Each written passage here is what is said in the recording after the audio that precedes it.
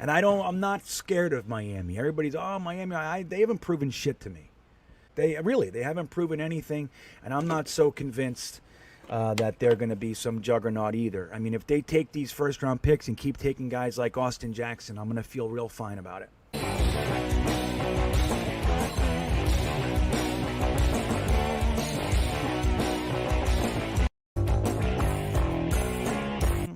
So I'll give you the lineage of just one situation for Adam Schefter, and then you tell me if you buy this bullshit that he's saying right now. So Adam Schefter told us a few months back, Sam Darnold was going to net us a second and a fifth. Remember? He said a second and a fifth. Then some shake-up happened, and everybody started talking, and they said Sam Darnold has all kinds of people calling. The teams are motivated. They want Sam Darnold. Adam Schefter comes on the radio show and says, I think, honestly, he's going to get a late first-round pick. That's what I think. Pittsburgh, that kind of Saints, in that realm. So he went from second and fifth to first. He's riding the waves.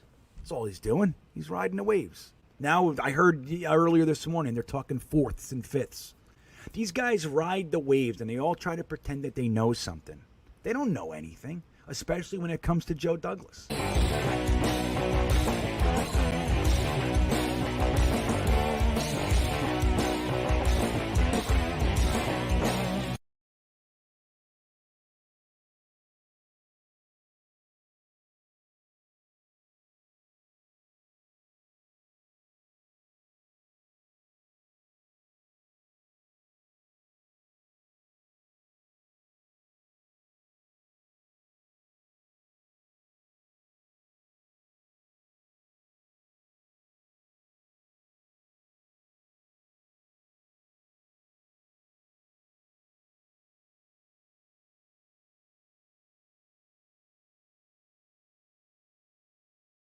Shit. I'm over there talking to you guys. Hold on. So what I was asking you, if I could just learn how to work a goddamn mute button, is that I've been told I have some high-powered, potent interview for you guys right now. Can you hear me now? It's on, right? Okay. Top notch. All my speed tests tell me my upload speeds are good. My connection is good. My ping is good. My download is everything across the board is higher than I've had it since we've been doing this right now. So hopefully I'm crystal clear and I'm not muted as I'm boasting about my internet with the damn mute button on like a Momo. This is Yoda. This is Yoda. I got to do it right. See, it's got like and this fucking studio is weird because it's all reversed. Hold on. I can't. There we go. Right? It's Yoda. It's freezing. You know, so you guys know I've been in Florida for a long time.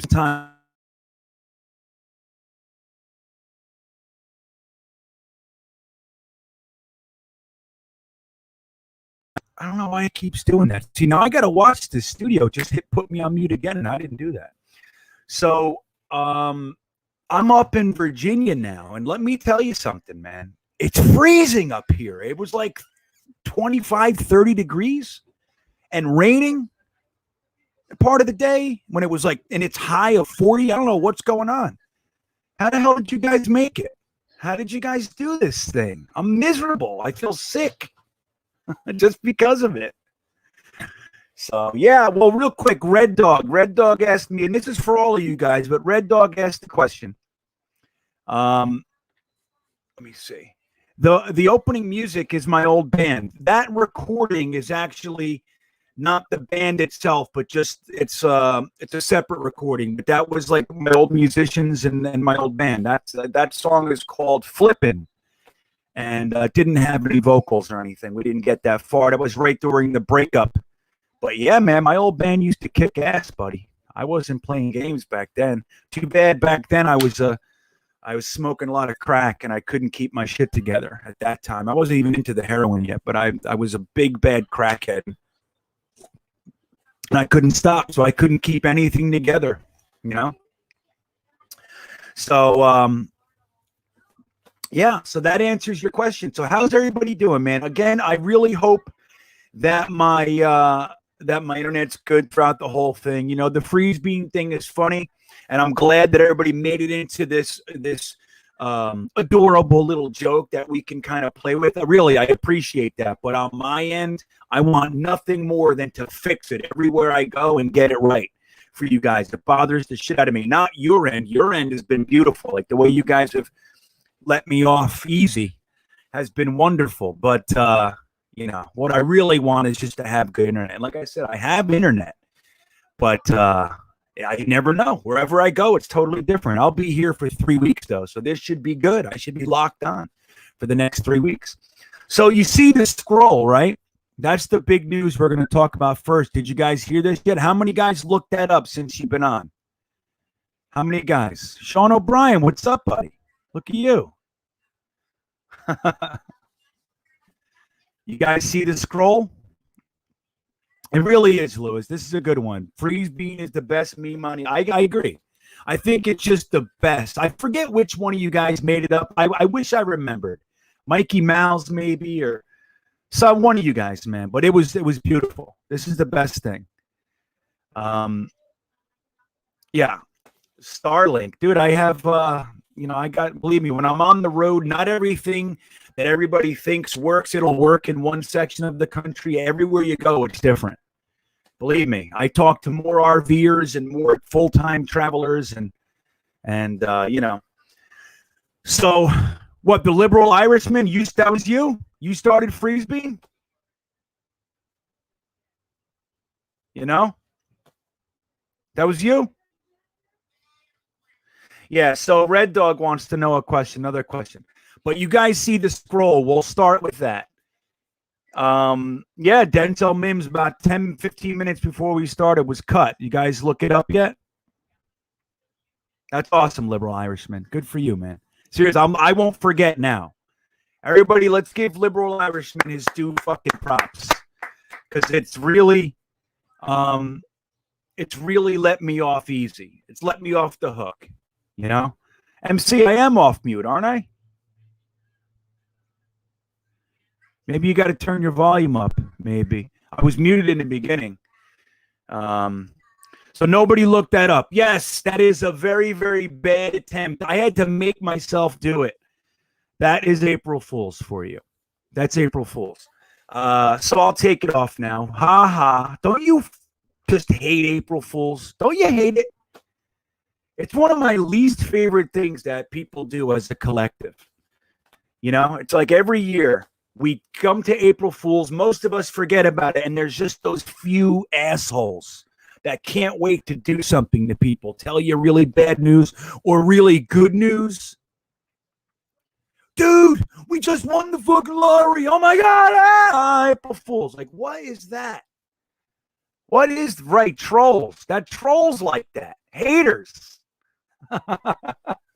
So I'm sorry. I had to just try to get in and see if I could do it. I didn't like it the whole time I did it. That'll be the last time, I think. I don't want to do that one. So Denzel Mims was not cut.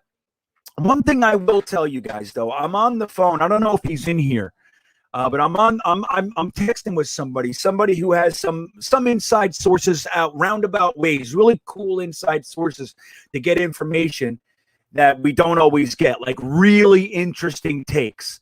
And I was just texting with them right before we started, and I got a really interesting take. I can't give it to you right now. I can't. But what I want to tell you is that it confirms to me that these reporters that we're depending on, the Rich Siminis, that new guy on Daily News, the Dolphin fan, I don't know what that's all about. I would boycott the Daily News just on principle. Why? There's 100,000 good New York, like Jets-based people. Even if you wanted to get somebody who wasn't a Jets fan, for the New York Daily News to hire a Dolphin fan to be their beat guy for the Jets just shows you their motives. They want to stir you up. That's the only thing they want to do. I bet they told him, stir these guys up as much as you can. They're the ones that kept Manish Mehta hired so long. and the last guy quit because of the whole thing. You remember. So none of these guys have any ability to get any information out of the Jets. And I know this generally, but today the information I'm getting, which sadly I can't give you, maybe in a day or two I'll be able to, but it's really interesting, man. But it just shows you, it shows me how little they know. This source is legit. This source is good. The information that we're hearing it's about some of the Jets thinking things that they were going to do. Okay. And we're getting it from the other side and all this stuff. But the New York Jets beat has nothing on this. And I mean nothing. And it would be of such interest to us if they could figure out a way to get it. But they're not really reporters. They don't do any investigative journalism. They don't know how to do anything. And it's the worst. So I just want you guys to remember that when you're reacting to their stories, especially the Daily News. This guy can kiss my ass. Dude, right? Why? I never know how to say this. Watu-K99. Simini, let me tell you something. Back in the days of Steve Serby and those guys, Rich Simini he wrote for the Daily News, I think it was. Then he went to the New York Daily News. Wait, he went first to not the Daily News. He was the Daily Record. No, it was New York Newsday. That's what it was. He wrote for New York Newsday. Then he wrote for the Daily News. Now he's with ESPN. The whole time, this is 30 years of this, we've always known Rich Simini hates the Jets. Like, he hates the Jets. Yet he is a gainfully employed Jets beat writer. He can't wait to write the negative story. He can't wait. He can't wait to do it. And we don't have anybody on our beat that actually wants us to feel good about ourselves. Not one. No, they don't, Red Dog. So this is the thing. You know, if anybody here is a journalism student, you'll know this. One of the things, the main tenet of being a journalist in today's day and age is if it bleeds, it leads. So your job is to find the juice, find the goods, find the blood. And when you can find the blood, that makes us be interested. They're preying on an instinctual give a shit gene to care about stuff like that. And they prey on it and they use it. And that's the only thing they're looking for. When's the last feel good shit? You know, it's like not even just feel good, but something legitimately good about like Joe Douglas or whatever. We never hear that shit, which is why I try to give it to you guys like, you know, that way. I mean, look, I'm never gonna just, spin things. And like, if I think things are going poorly, I'm going to tell you they're going poorly. But why not fucking talk about the good stuff? Nobody else is doing it. Like, we're so ready to trounce and pounce. You know what I mean? Right. We should. This is a good idea. Maybe one day we'll get something like this going. Frank, thank you. Frank Markopoulos, audiobooks. You're an author, Frank? That's awesome, man. Or maybe you're a narrator on audiobooks. That would be great. I listen to so many audiobooks. But we should do that one day, like let Simini know. Just so you know, because you're a douche nozzle, we're all unfollowing you. And like a good 10,000 of us just woof, gone. And then we could do that. Create this mass kind of power that we have. Like, we're tired of hearing your shit. And until you shape up, we're not gonna look at you. And then watch what the Daily or the ESPN does.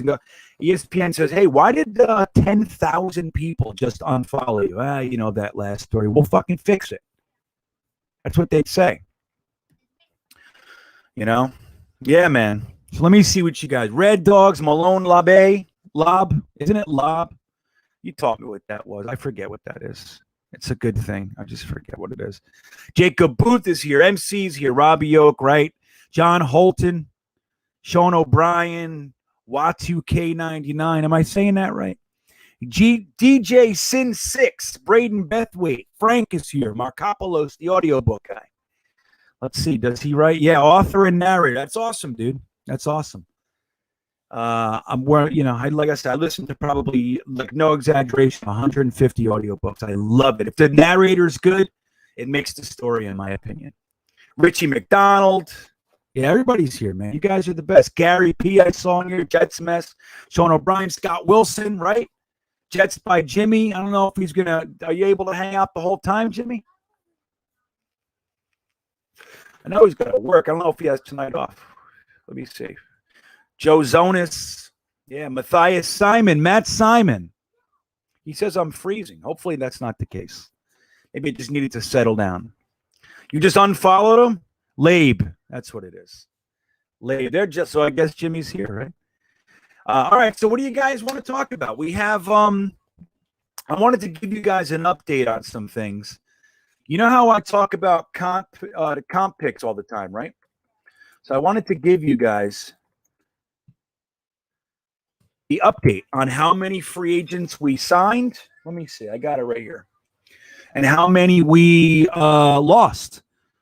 So give me 1 second. I'm gonna give you guys the full update on this shit. Okay. All right, where did I put it? Hold on here.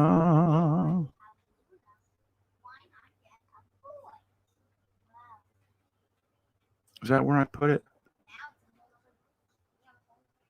Yeah. All right. So let me tell you. So let's do this for a second, and then you guys could. That's good, Jimmy. I'm glad you're off. So real quick, these are the guys that we signed in free agency. We signed Tevin Coleman, Corey Davis, Keelan Cole, Tyler Croft, Dan Feeney, Vinnie Curry, Sheldon Rankins, Carl Lawson, Jared Davis, Sean Phillips, Justin Hardy, and LaMarcus Joyner. So that's 12. LaMarcus Joyner was cut, so that's 11. I don't think any other guys were cuts. All right, so that would be 11. So we would have to lose 11 free agents, qualifying free agents, in order to break even and get a comp pick. Okay? So here's who we lost so far. We got Joe Flacco, and these are qualifying free agents. Joe Flacco, Brashad Perryman, Pat Elflein, Josh Andrews, Jordan Jenkins, Terrell Basham, Frankie Louvu, Matthias Farley. We also lost Henry Anderson, but he was a cut. Okay, so we have 8. So we need to lose 3 more to break even. If we lost 4 more, so if 4 more of our guys get signed, then we get a comp pick. Okay, that's how close this is. Now, I don't think he's focused comp picks this year. I think he's keeping it in mind. Like this is like the last year we need to like really use free agency to get a little bit more than we need. Usually like with free agent guys. Special teams guys and things like that. But here's the guys we have left. Okay, here's the guys we have left. Frank Gore, who probably will retire. I don't think anybody's going to sign his ass unless they need to, which will mean it'll be training camp and he'll no longer apply to the comp pick equation. So we have Daniel Brown, Ross Travis, another tight end, defensive tackle Trevin Coley. Out of those 3, I think Daniel Brown would be the only one that could help us. Okay, we have Neville Hewitt, Peanut, Patrick Onwasar, Bryce Hagar, Harvey Lange, Brian Poole, Kyron Brown, Arthur Mollett, Bradley McDougall, and Bennett Jackson. Bennett Jackson is a better player than a lot of people don't know who he is, but he's actually a well thought of player and just might sign a free agent contract this week. Now, if it's not signed in the next 2 weeks, usually they just wait till after the draft, but that's 8 more guys. So we need 3 more to tie. And that's 8 more guys that are really like, look at Brian Poole, Neville Hewitt,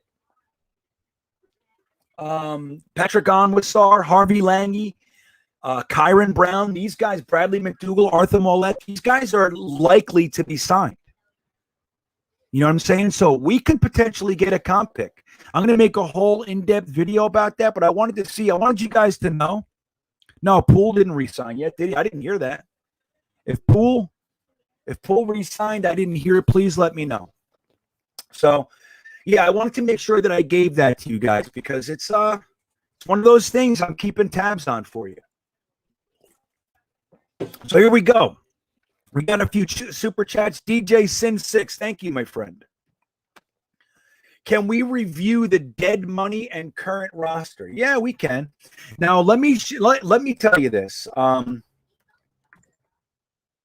not a money guy. Like, numbers are where I start to get weird. I start to get confused and shit. But let's do it. Why not? You know what I mean? So here's what we got.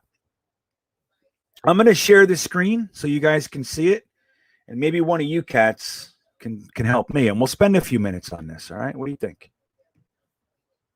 Why not? Here we go. Hold on. All right, can you see it? Is that clear enough, I hope? I could do that, but then it's like, so here's where we are. Whoops. I got to make it smaller, sorry.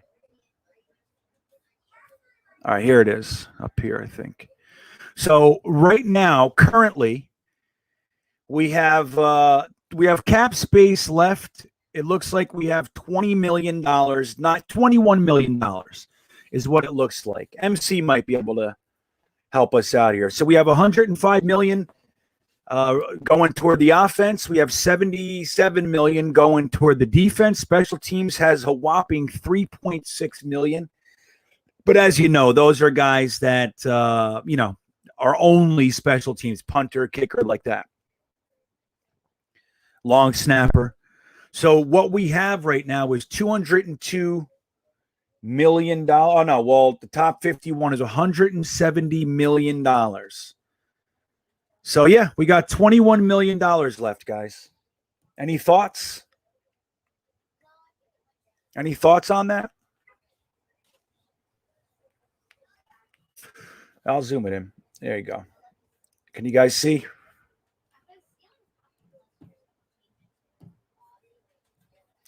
So that's what we're looking at there. Hold on. Let me close all this other shit out I got.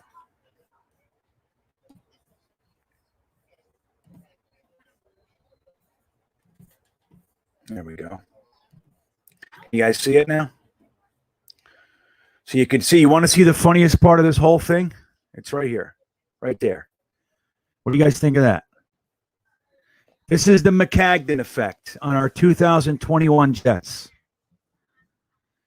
Henry Anderson, who we cut this year, is counting $1.3 million to our cap.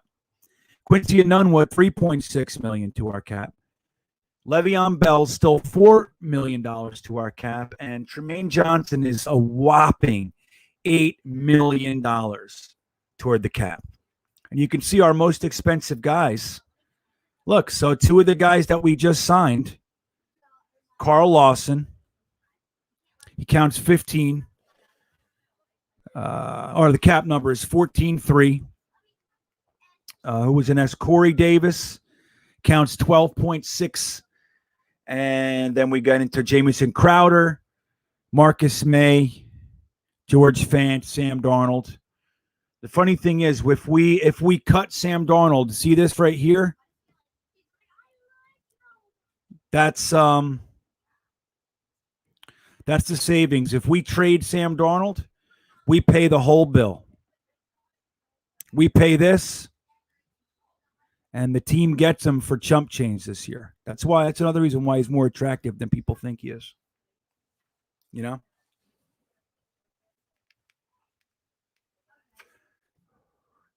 It's incredible, isn't it?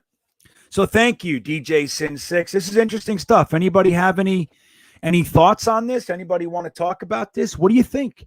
So look what we did. We signed, what did I say it was? 12 free agents or 13? We signed 13 free agents. Everybody said Joe Doug, we were calling him Sleepy Joe, remember? He signed 13 free agents, not one kicker. And he lost, eight guys, and we still have $21 million left. So it's not a lot. We're going to need anywhere from 12 to 15 for our rookie class, depending on how it goes. But, so we still got a little bit of money left. Not too bad of an offseason, man. Still got a little bit of room, not as much room as people like to say he has. As you can see right here, you see this? This is what it is. This is what we're looking at. You see the number highlighted there? Right? You see that? That's what we're looking at. So, yeah, man. I know Jimmy could talk about numbers all day. It's like this is right here. This is the zone I'm comfortable in. Once we get into how contracts break down and all the bonuses and all that stuff, I can keep up with it, but I'm not the guy to listen to on how to explain it. It's just I lose it, you know? So let's see what you got. Were we dumb for franchising May now? The market seemed much lower after the fact. No, I think he's probably done with free agents. And don't forget, like, look, if we look at this, you see the guys that are the top money, right? Jamison Crowder literally counts $11 million against the cap. We only, if he gets cut, what is it? We have to cut him after June 1st, right? Isn't that how? See, this is where I get confused. But you could save over $10 million of that $11 million by cutting Crowder. If you needed the money, like if something came up and you needed it, the good news is we have Denzel Mims, Corey Davis, Keelan Cole, Vincent Smith, Barrios. We're probably going to draft one or two. So it's not like you don't have receivers. Hopefully we're going to keep Jamison Crowder, but it's not like we don't have them. We have them. So I don't think the franchise tag with May is too bad of an idea. Don't forget, man, we have to pay people eventually. So there's going to be a point when we have to pay some people. So right now we're paying an edge rusher, we're paying a wide receiver, we're paying a quarterback. You know what I mean? So these are the positions you're supposed to pay. And we're paying a damn middle linebacker. Don't forget about where'd he go. C.J. Mosley this is his cheap year. He only costs $7.5 million on the cap this year. Next year, it's a bit different. In the area of $15 million, and then it's $18.5 million. So this is a good one. Sin 6, you're the shits. Thank you, buddy. So let's see what else we got here. Jets by Jimmy. So I'll stop sharing that screen and get you back to this mug. Jimmy, thank you, my friend. Look at Jets by Jimmy, everybody. What's he doing? Thank you, Jimmy. I love you, my friend. See, that's all he wants to hear. He told me one night on Weapons Hot, I was on Weapons Hot, and he said he just wants to hear me say I love him. He wanted me to proclaim my love. So now every chance he gets, he wants to make me say it. He's a fucking bastard, is what he is. But I do love him. I think he's the fucking best, man. You know, I miss being able to work with him every week. So thank you, Jimmy. I sincerely appreciate it. So the thing is with Jacob Booth put something up. He says, surely Poole gets signed, right? Now, maybe Poole gets signed, but it doesn't look like it's a priority. It doesn't look urgent, right? And the thing is with that, there's two reasons that we haven't signed him. One is we're letting them test the market. He probably has like requests, let's call them, for, I don't know, $7, $8 million, $9 million a year. Everybody says he's one of the best nickelbacks in the league, right? Why isn't he getting $9 million a year? Why isn't he getting $8 million a year? You know?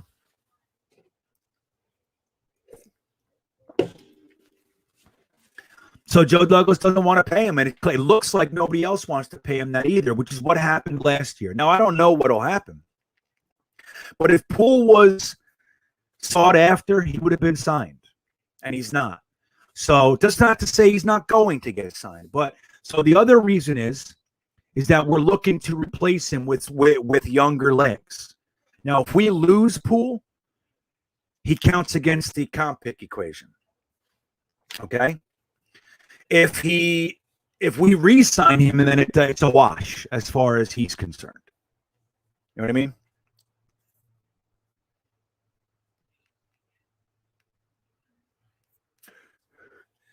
Joe Campione getting in on the April Fools. Yeah. Would you trade that? Would you trade the second overall pick for Bosa and the third overall pick? That's an interesting one. That's an interesting one. What's up, Tom Coleman? I see you, buddy. Would I take pullback? Yeah, I would. But what I'd like to see, I mean, it depends. If he wants to come back for a $5 million thing, $5 million contract. It's hot in this hat. Hold on. If he wants to come back for $5 million, yeah, sure. I would probably sign him for like 7, right? I mean, I don't know.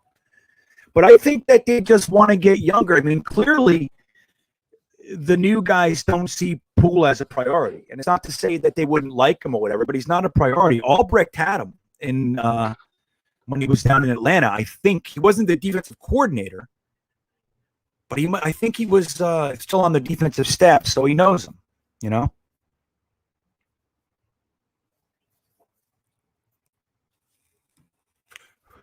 Yes, size of contract does affect the pick. That affects the round. But let's say that your free agent signs for $10 million a year and you sign 2 guys for $4 million a year, you still get a comp pick. So it's not like one $10 million year contract erases 5 $3 million year contracts. It doesn't work like that. It's just like your top contract and their top contract if they're in the same tier, if they're close. But yes, that's where they get the 3rd to 7th round thing going. You notice that this year there were so many good comp picks given out that we didn't even have any 7ths. Like they were all 3rd through 6th, which is incredible. I don't know if that's ever happened before. I'm really not sure, but I don't think so. I don't recall the comp picks not having any 7ths involved. He would, although maybe they just think Marcus May is enough. And don't forget, Bryce Hall, Austin, Blasson Austin's in his 3rd year. Bryce Hall and Ashton Davis are going to be in their 2nd year. We have Marcus May going into his 5th year.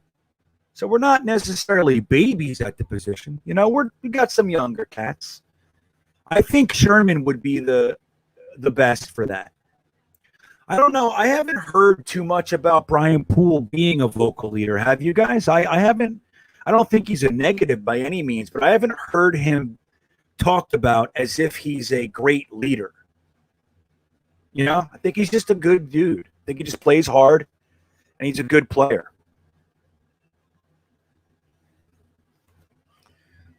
So, yeah, I mean, you guys are going to love Bryce Hall, man. You're gonna see. I mean, I know a lot of you already like him, but you're tentative. Like, I watched him for 2 years at UVA, really a year and a half. I didn't watch every UVA game. I'm not a diehard UVA guy.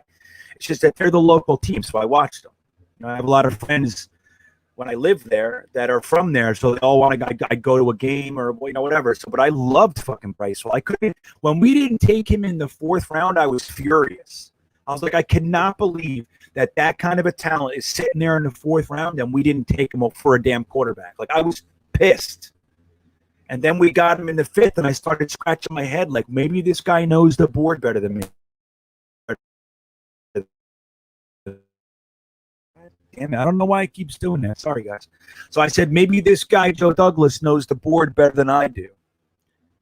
When he got Bryce Hall in the 5th, because I was pissed when we didn't get him in the 4th. I'm like, well, how could you pass? There's nobody in the 4th round better than Bryce Hall. Nobody. And so we got him in the 5th, which is just incredible. So who are we talking about at 23? Let's see. Newsom. So this is something that we got into in the Monday Night Mock, and I'll present it to you guys.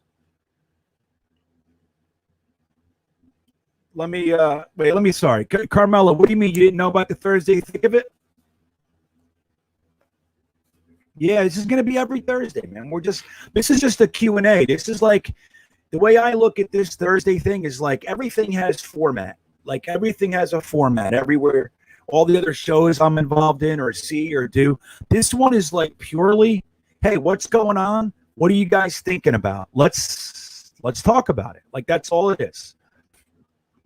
If nobody had any questions or didn't want to talk, we'll end it in a little while. You know what I mean? But these have gone 2 hours because you guys are the fucking best.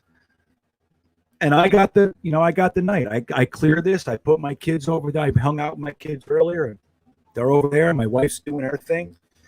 And I got this time with you guys, But what was I going to say? Shit, I was going to say something. I forget what it was. Oh, yeah. So we were talking about this in the Monday Night Mock. Now, everybody, let's say most Jets fans right now, most Jets fans want to take a quarterback at 2. Okay, I know there's going to be some people that say, I want to go Sam. I want to keep Sam. I know that there's a sliver of Jets fandom that want to keep Sam, but overall, the large consensus is take a quarterback at 2. The debate starts with what quarterback, whether it's Zach Wilson, Justin Fields. You got guys saying trade back a little bit and take Trey Lance. Some guys are saying take Mac Jones. I don't know who they are, unless it's like in the middle of the round or something. But then they want to take cornerbacks at 23. Then they want to go cornerback with 23. Now, me, I don't understand that. I mean, I understand it, but like, do you remember when in 2018, when Sam Darnold was taken by the Jets at number 3, we traded 3 second-round picks to move up to grab Sam Darnold. And then we followed that. We didn't have a second-round pick. Our first pick after Sam was a third-round pick. And we literally took a defensive tackle, and I was livid. And then we took mainly defense. We took two defensive tackles, a cornerback, and then we took a fourth-round tight end and a sixth-round Trenton Cannon. Wouldn't you guys feel the same way that if we bring in a new quarterback, you wouldn't want to build the premium wall in front of him? Wouldn't you think grabbing an offensive lineman at 23 or at worst a wide receiver at 23 would be the order of the day? Don't you guys think that or no?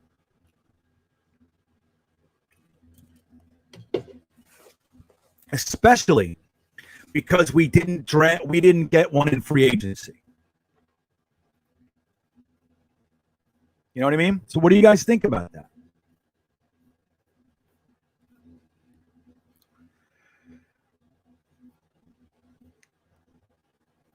Right, Stokes. I don't know if he makes it to the third. I think he's probably a second. But what do you guys think should be the first 3 picks, just positionally? You think cornerback supersedes the offense right now? You don't think taking Paulson and Debo, Carrie Vincent as the nickel, some of those guys, maybe Asante Samuel might even be there in the second round. He's going to be there in the second round, I think. So what is it about cornerback that seems to ride up everybody's priority list over? So we have quarterback, center, guard. You got the right tackle, pipeline guys. I don't know if you think too much about Chuma Edoga. You got the other edge, the other side of the edge. Yes, we got Vinny Curry, but he's more of a rotational guy. Right. Jets by Jimmy's got it. This is how I think. Right here. And that's to move Connor McGovern to the other guard spot. Like what I would do, the only thing that would encroach to 34 is if one of these premier edge rushers slipped down. And then I would take him. Cornerback, it's not up there for me. And I don't understand how people want to go right from quarterback, Zach Wilson at 2, to cornerback at 23. It seems like a premium opportunity to build our offense. That's what it feels like to me. Am I wrong? Here's one. Frank Markopolos, I'm sorry. Zach, Creed, Wyatt, and then cornerback. Okay. That's what I'm thinking. Okay. Richie McDonald, what do you got here? Quarterback, offensive line, edge, cornerback. There you go. Right. That's more along the lines. Like the way I think is like, and we haven't seen this in so long. I mean, there are Jets fans that I talk to, like 18-year-olds, 20-year-olds, they don't even remember when the Jets had a legitimate pass rush. Even in the 2009, 2010 seasons, we had a very good defense, but we weren't known for pass rush without blitzing. It was Rex Ryan's creative blitzes that gave us pressure. When you have a legitimate edge rush, and just a four-person line, if your four-man line can get to the quarterback, that's how the Giants beat the Patriots 2 times in the Super Bowl. If your 4-down linemen can get to the quarterback, and that includes your rotational guys that are in those positions, that's when your cornerbacks become superstars. When you try to find a superstar lockdown cornerback to cover up the edge, that's when you get into trouble. Right? Robbie Oak, what do you got? Tight end, baby. Oh, Robbie, you're going to love this. You know who I interviewed today, guys? Here, I'm going to give you guys a sneak peek. What do you think of this? You guys ever heard of Top Billin'? Murph?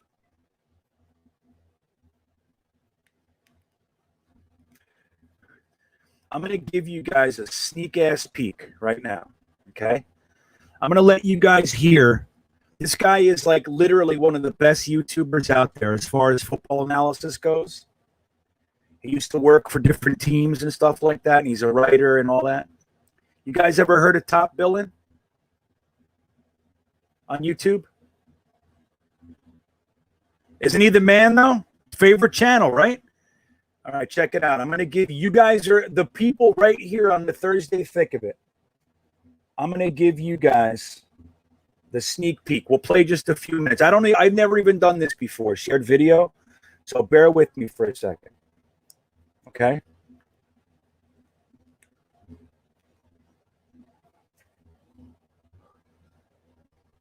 All right. Here we go. Hold on.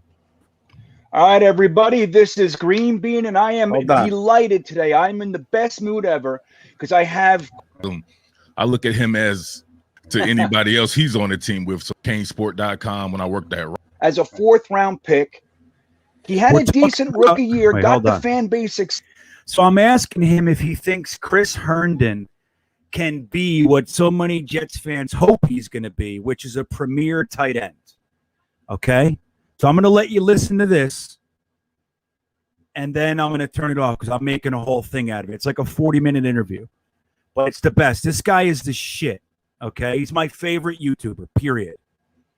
Maybe quarterback school. And then you got the Matt O'Learys and Ryans of the world, of course. But hold on. Check it out, guys. This is for your eyes only, okay? This is for you. This is because you came in here and checked out the Thursday thick of it, all right? Here you go. Excited and has disappeared, whether it's suspensions or injuries or what have you. Do you think there's any reason, for the Jets fans to have hope that Chris Herndon could still be that premier tight end in the NFL? Premier tight end? No, Chris Herndon is not a premier tight end. He's somebody that I covered at the University of Miami for CaneSport.com when I worked at Rivals. And even then, he was a complimentary tight end to David Njoku, who himself is a complimentary tight end to anybody else he's on the team with. So to me, Chris Herndon is not an elite level tight end. He's a complimentary tight end, but he's also somebody who can fit in a Kyle Shanahan style system. I look at him as somebody with good traits, not necessarily great traits, and that's across the board. He has good size, not great size. He has good athleticism, not great athleticism. He has good hands, not great hands. You know what I mean? So just stuff like that. So he's somebody that you would definitely want on the roster. But even throughout his career, man, he's somebody that can disappear at times. He's somebody that can flash at times as well. So maybe if you have somebody that can hone in and get that up out of him, but I don't see it if we're talking about being elite. But you don't have to be elite to be impactful. And I think he can have a little bit of impact there. I would definitely go beyond him in the rest of the players that I've seen on the roster. I don't know who they signed in free agency. So there you go. All right, I'll stop it there. Let me see. Hold on. How do I stop sharing now? It's not letting me. Wait a second. Hold on, guys. There we go. So what do you think of that? That guy is the shit. I've been watching him for a long time, and a lot of the time, like when I wanna compare players and all that sort of stuff, I do my own like research. Like I use Draft Tech a lot. I use Quarterback School. I use some other place. I like to watch game tapes. Like I like the tape when they isolate players. Like it'll be like Pat Fryermuth versus Arizona State, and you get to watch just him the whole game. And I watch all 22, and I do all that kind of. I only have so much time, so I have to consolidate it. But once I do that, I like to hear what other people think about certain players and like their version of it. And he's the first guy I go to every time. First guy. I do some Joe Blewett too when it comes to the Jets specifically. I like Joe Blewett. I don't have time always to watch his full videos, which sucks because he's so good at it. But yeah, man, Murph is the shit, dude. He's absolutely right there, Jason. He's legit. He's as legit as it gets. And yeah, man, I couldn't believe he said yes. He was like, GreenBean. The fuck is that? But yeah. So anyway, yeah, man. So that'll be on this week's Jets pod. But yeah, so Robbie Yoke, I was just telling you, the tight end position. A lot of people undervalue it, in my opinion. And it's not to say it's not the same as quarterback or left tackle. It's not. But when you're looking at a Shanahan offense that runs so much 12 personnel, having those two tight ends on the field at the same time, having guys that are versatile, even in 11 personnel, when you're in an 11 personnel and you have one running back and one tight end, you got to have a guy that can do both jobs, can block and be a legitimate pass catching outlet. When the guy can't block and is only a pass catching outlet, then they know that he's one dimensional. When you got a guy who can only block, he's one dimensional. Sure, it's an added bonus. You got to, but it's basically like having 6 linemen. You're in max protect. So it's like when he goes out for a pass, it's like, remember what was his name? He's on the Ravens now. What the hell was that? Tomlinson, remember him? And he'd be wide open for a 38-yard gain and hit him right in the chest, and he fucking drops it. You know what I mean? Like, that's not the shit we need. And we need a legitimate tight end. It's such a valuable, like, the great teams have good tight ends, man. And that's the way it goes. When you look at the Dallas dynasty, it was a fullback, but he filled like an H-back. He kind of rolled. Dallas Clark. Before him, Moose Johnson, and then they had Jason Witten. You look at the Patriots, they had Hernandez before he started killing everybody. They had Hernandez and Gronkowski. Remember, every damn tight end that's come out since Gronkowski, they call him Baby Gronk. Everybody. That's how impactful he's been to the NFL game. That every little blonde-haired white guy that comes out that plays tight end, they call him Baby Gronk because that's how good he is. And when you have a good tight end, it literally changes everything. You know what I mean? Yeah, that's a good point, Richie. And he was found in the 3rd round. So you don't need to get Kyle Pitts. He's just the best tight end I've ever seen, I think. And you know what I like about Kyle Pitts? It's not only what he's done. It's the work he puts into what he wants to be. You know what I mean? Like, he was already a dynamic pass catcher. Already. One of the best in college. He was already going to be a first-round pick because of that. He decided to gain 12 pounds and work exclusively on his blocking and was a better blocker this year than he was the year before. That's the kind of guy you want. He's not satisfied with his God-given talent. And you got a guy like Kenny Yeboah, who's probably going to be a 4th, 5th round pick. He was at Temple for 4 years, stayed in school for a graduate program, went over to Ole Miss to work on it and go to Lane Kiffin's offense and work on. That's the guys. So anyway, I love tight end. I'd love to see a tight end in the 4th, man. Love it. 2nd, 3rd round pick. Hell yeah. Brevin Jordan, those guys. Anyway, I love Kenny Yeboah. I like Nick Eubanks out of Michigan too, man. Everybody's sleeping on Eubanks. I wouldn't be surprised. Watch, you heard it here now. The Jets tight end this year is going to be Hunter Long.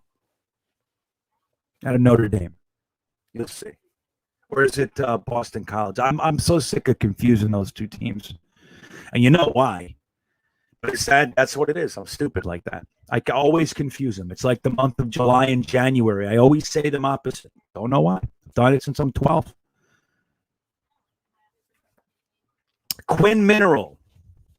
Yeah. Yeah. Well, you know what, man? Let's just say that. Where'd it go? I just lost your Jetsfan 4.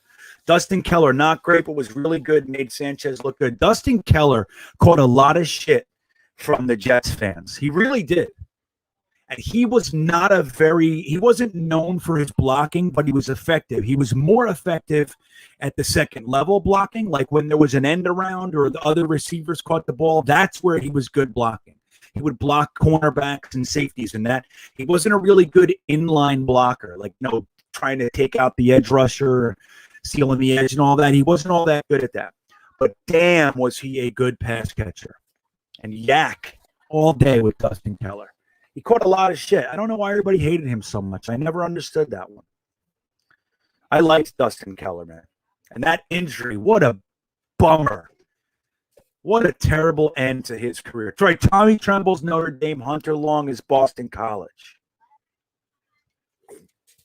Thank you. Thank you, Lewis.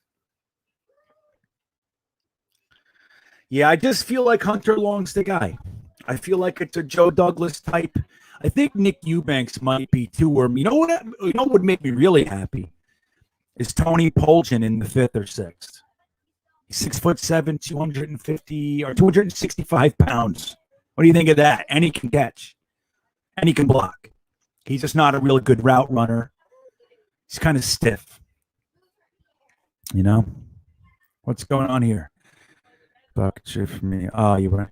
Yeah, Jimmy, a couple years ago, I was hoping to go out to London and catch the, it was the one, was it, I think Gene Simmons. My favorite band is Kiss, by the way. It is what it is, everybody. But Gene Simmons was singing the national anthem for something. Get a fucking football game. But I was trying to make it out there, and that was one of them I was working on, but I didn't end up going.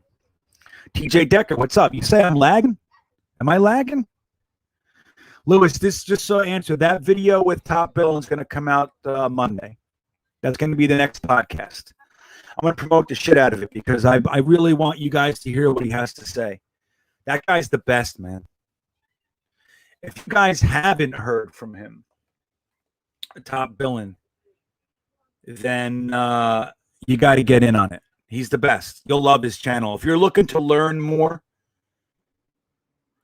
about the NFL game, hold on. I just got a text that said breaking news. Are you in here? Let me see.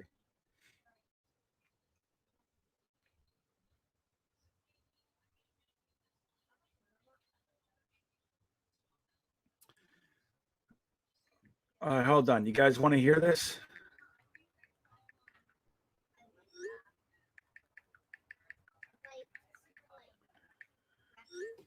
I don't want to do it until he's here. This one. This is fun. You'll find out about this in a few minutes either. Yeah, you're here. There you are. Okay. You want me to break it for you? Okay. So you guys might have already heard about it, but this is a quick one. Breaking news live. Kiss is not horrible, Brian Javits. Dude, they changed the face of rock and roll, man. You don't know. That's all. If you don't know, you don't know. It's okay. But let me see. So we just got a text from KNBR.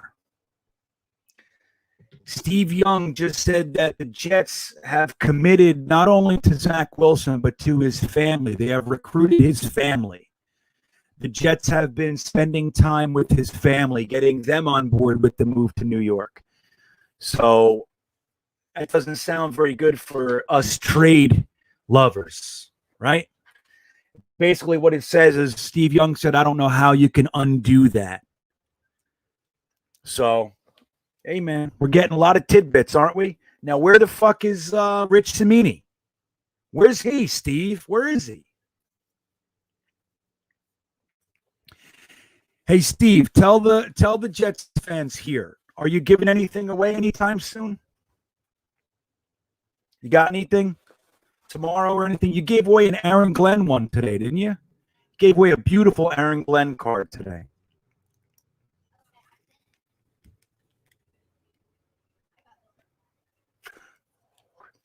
See, that Jet Life 45 is hyped up now. Good, man. See, that's why we do it. I was all tired. I was literally 20 minutes before I started the show, I was laying down right here with a pillow over my face thinking, I'm tired. And now I'm with you guys. I'm like, yeah. Look at everybody. Yep, it's over. Right.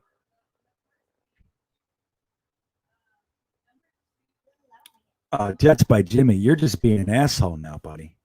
I gotta take away some of that love. Or are you serious? Yeah, love gun.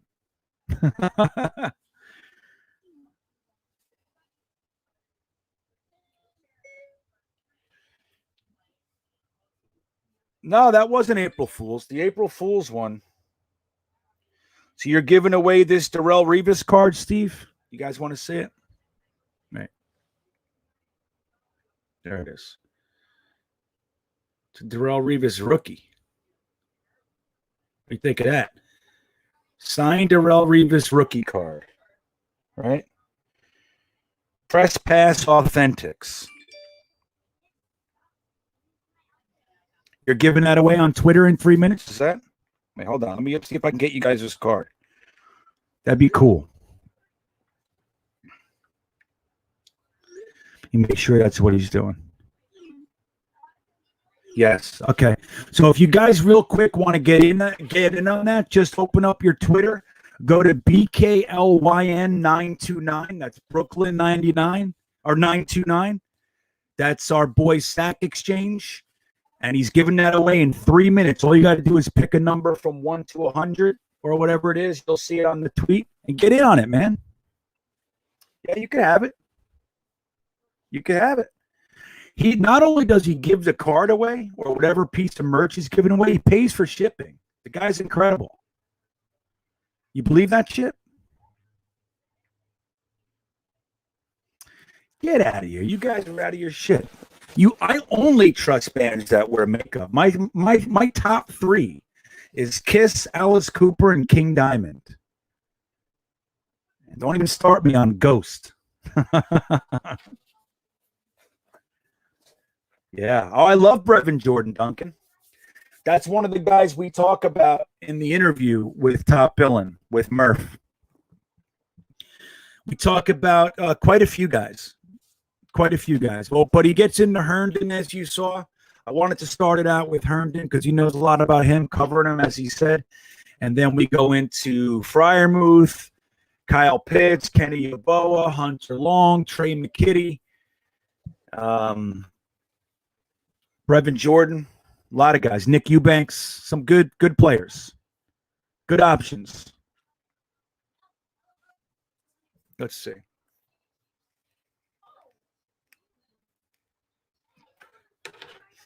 I feel good about it. Look, like you guys have heard me say, I'm really a big fan of the trade back. Like, I don't see Zach Wilson as a lock like a lot of people do. I think that the reason we're falling in love with him is because he's the guy that's realistic for us. If he wasn't, if we were at the first overall pick, this is my opinion, and that's all it is. If we were at the first overall pick, if we didn't blow that, we wouldn't even be talking about Zach Wilson. None of us would be. We'd be talking about Trevor Lawrence.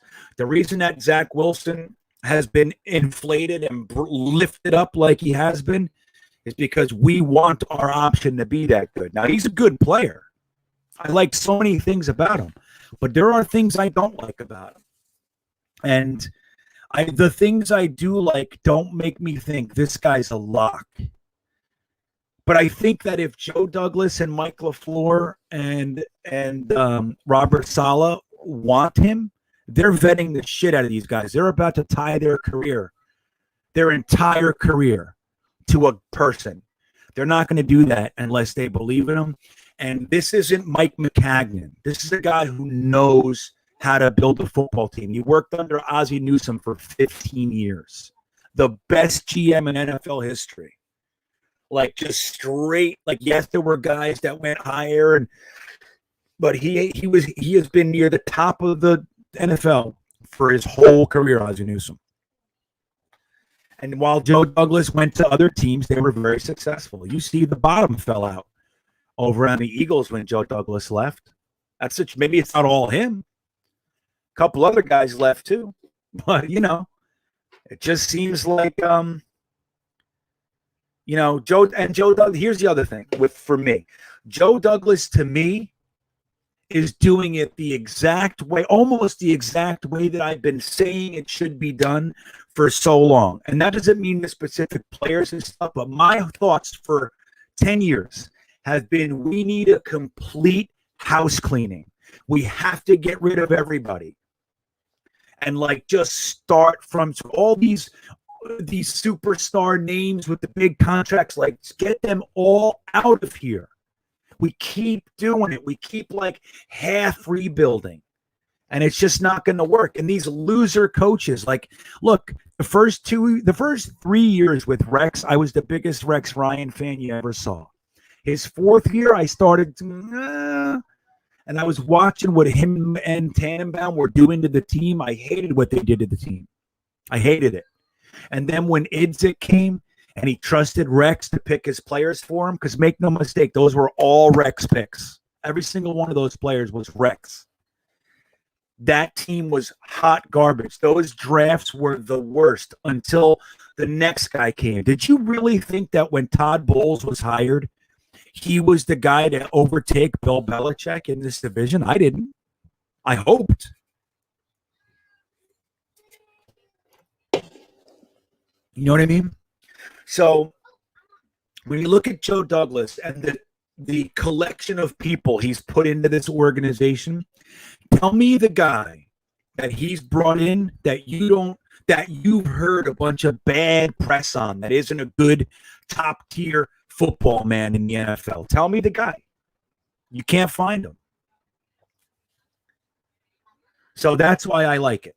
So with that said, TJ, I think that because of all those reasons, if they grab Zach Wilson or Justin Fields or Trey Lance or whoever, I think that they're gonna do the right thing and build around them.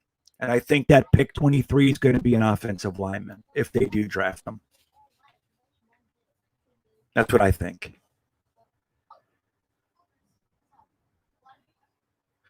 Shanahan and McVay went to the Super Bowl with a mid-tier quarterback, but can't wait to trade them. So, Scott, what are you saying there?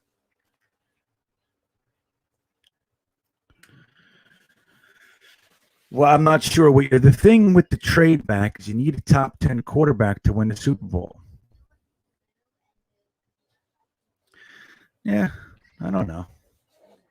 Yeah, but you don't know where you find top 10 quarterbacks. There hasn't been there hasn't been a top 5 quarterback pick, like a quarterback picked in the top 5 that's won a Super Bowl, except for Peyton Manning, I think, in 25 years.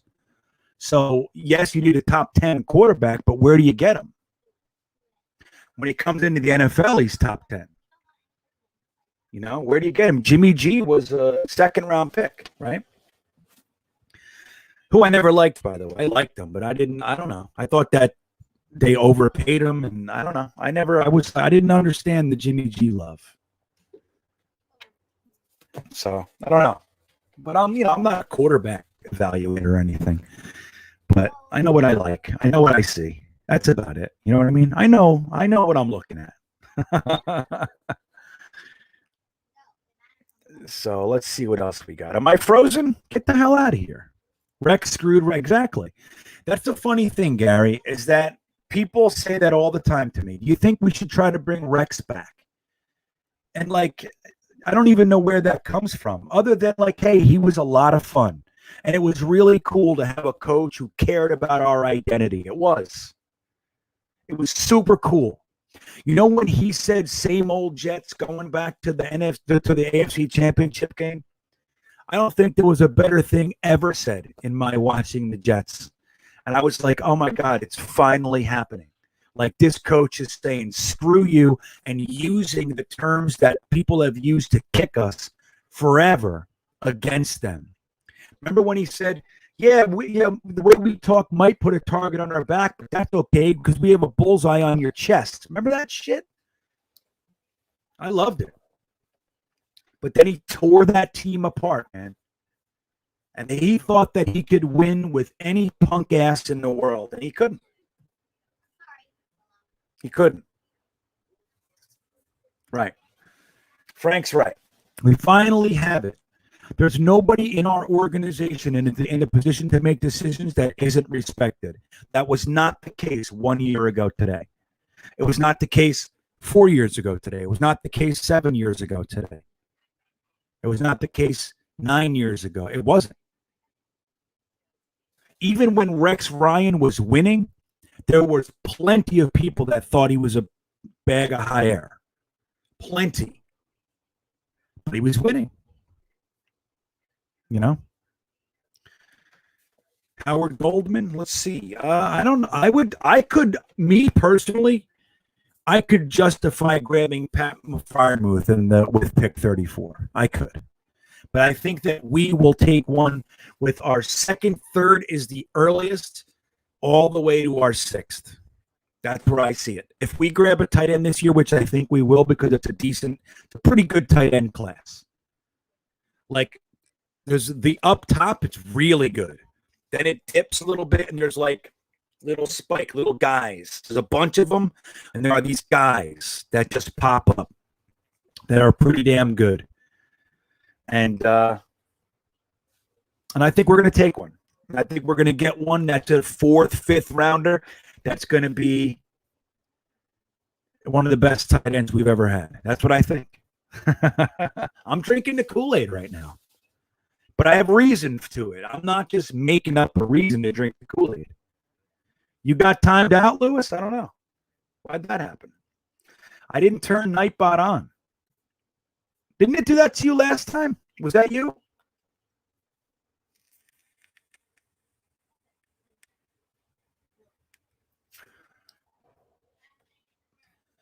I forget if that was you. I remember it happened to somebody. Yeah, and what did we do? Jetsfan 4. The last superstar we drafted was Revis, arguably the best cornerback. Right. Remember what year that was?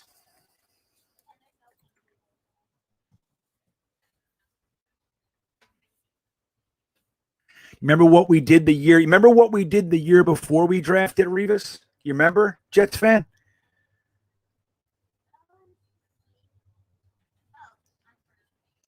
See, we already drafted our left tackle and our center, and we even had a quarterback and a backup quarterback. You know what I mean? So that's what we did. We drafted and then we went around and got our quarterback and our cornerback, and we traded up to get him because we knew he was the guy. Yeah, Gary Peters, we did get a tight end, but he's a purely blocking tight end. He did have one good year with like 40-something catches. Yeah, Kenny, we're talking about that. Right, man. You like that?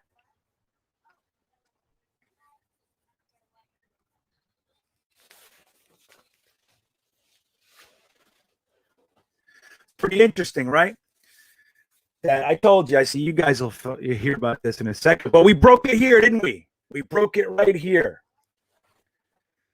Yeah. So let's see what we got here. Let's see. Let's get on a live together soon. Yeah, I'll talk to. I'll get on with you tomorrow. Thanks for being here. I didn't know you were in here. I didn't see you, Ali. I didn't see you, man. I'll reach out to you tomorrow, dude. Let's do it.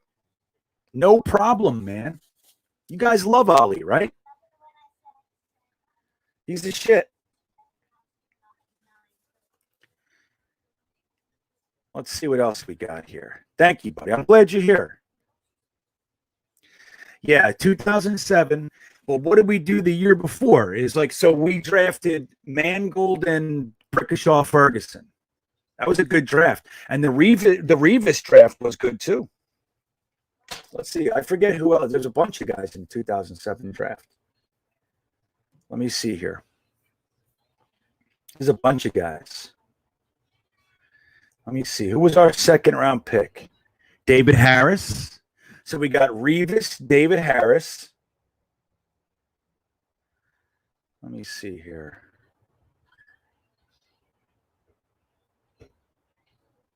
What the hell? Come on. We got a bunch of guys. Wait.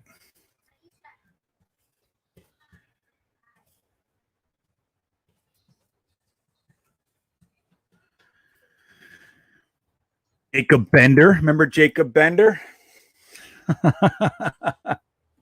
No. Yeah, I know. Let's see. Who else? We got Chancey Stuckey. He was all right. We put him into the Sanchez trade. Remember? I forget. So, yep, wide receiver Chancey Stuckey. Remember him? He had a couple of good games.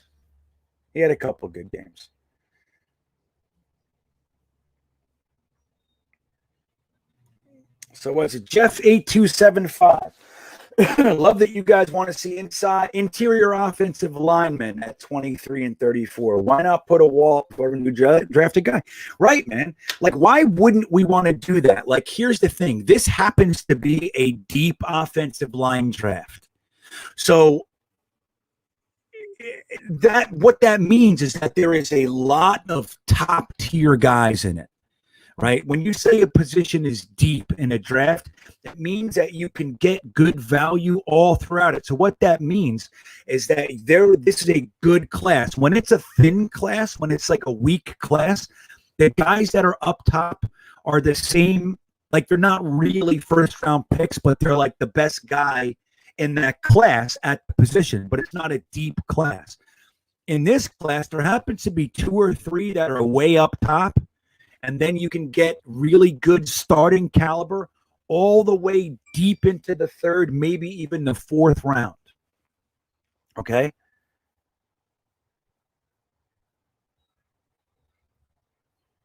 So when you have that opportunity, you got to do it. Like last year, the one gripe, well, I have 2 gripes with his. I got 3 gripes with the draft last year. I thought it was a fantastic draft, but only because we've seen the worst drafts ever. I didn't like that we didn't address kicker at all. I didn't like it. I didn't like the James Morgan pick. Not enough to make it a year-long conversation, though, I'll tell you that. People are still talking about it. I didn't like it. And I didn't like the trade for Quincy Wilson. There was like 3 or 4 guys sitting there that I really liked, that I thought were excellent value there.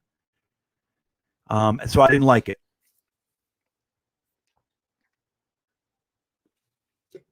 Yeah. So what I think we should do this year with the draft is we should be getting, if we're going to get our quarterback, like it should be this quarterback, your franchise quarterback at number 2 overall, or a trade back that gives you capital for the next 3 years to have more premium draft picks than you would otherwise, like franchise changing. That's what it should do. So if you're going to take your quarterback, which every day it looks like more and more it's going to be that way, right? If it's going to be that way, you draft your quarterback at number 2. You use the most valuable resource that you've had in 23 years on a quarterback. Then you build around him. And the first way you do that is you protect his ass. This particular quarterback is used to having protection. He's used to having 3 to 5 seconds as a bottom, as a floor in the pocket. The guy almost never gets rushed immediately. He couldn't handle what Donald has been going through these last 3 years. He would look exactly the same way. That's my firm opinion. There's no way. So if you're going to do that, protect him. And then it's weapons, weapons, weapons. You make him the most lethal version of himself that you could possibly conjure. The way to do that, we already got Mekhi Becton on the left. We got George Fant on the right. He's good for the next 2 years, George Fant. You got Connor McGovern, he was a top 10 center in 2019. The last 6 games of the year, he started to look like that again. If you want to move him to guard, that's fine. But really what you need is 2 top-tier interior offensive linemen, whether that's 2 guards or a center and a guard or whatever. I would love Creed Humphrey at 23. I would love Wyatt Davis at 23. I would love Elijah Vera Tucker at 23. I do not want a tackle at 23 because we don't need a tackle in the same way. I think we should be grabbing a tackle in the 4th. Sure. Yeah. Because Fant's not going to be there. I mean, more than likely, Fant's not going to be here for the next 10 years. So you want to have his replacement when he wants another $10 million contract. If he plays great, you let him walk, and then you let Alaric Jackson come in and fill his shoes without a skipping a beat. That's the way to build a team.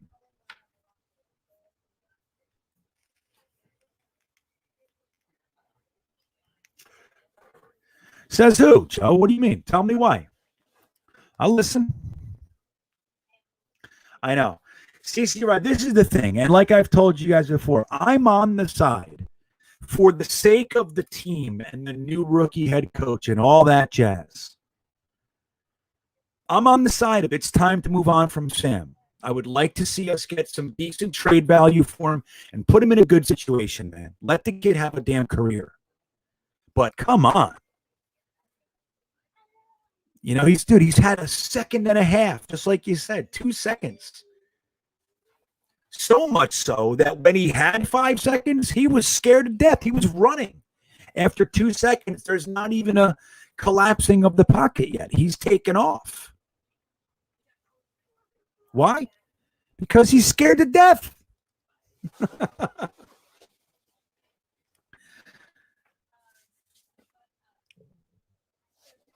So, all right, DJ Sin6, thanks, buddy. I appreciate it. Thank you for the super chat. Anybody else wants to do that, you can. It'll make sure I'm reading stuff, obviously, but if you guys want to make sure what you say is getting through, this is the way to do it. It's a good way to do it. But I do appreciate it. Zach is a condom quarterback. I've never heard that before. I like it. Good when safe. Why the hype? Well, I think the hype has to do what he can do when he's protected. I mean, the kid is clearly talented. And I think, too, his personality has been vetted. It's like whether or not he crumbles under pressure is a big one. And number 2 is his fight. Like Sam Darnold, with all respect to him, like I can't tell you how much hope I had for Sam Darnold. But he was never the guy that, like, when the shit was hitting the fan, was going to, like, bring his team from the ashes. When everybody starts second-guessing and thinking low, he was never that rah-rah guy. He's just not who he is. I think I wanted him to be, but I don't know how much of that is real. You know what I mean? So Zach Wilson, from what I have discovered, is that guy. And like, when things happen poorly, he's the guy that everybody looks to get them up, and he does that. So I think that's important. And like, he's clearly got the arm strength. He clearly has the accuracy. So again, I'm not as hyped on him as some other people. I think it's fucking berserk how crazy everybody's going. I saw guys this week saying that if the Jets don't draft Zach Wilson, they're going to sell their season tickets. I'm like, I don't know where that came from. I just don't know where that came from. But I'll say, you're not wrong. He's been protected. He's a condom quarterback. I've never heard that before, man. That's pretty good. That's pretty good.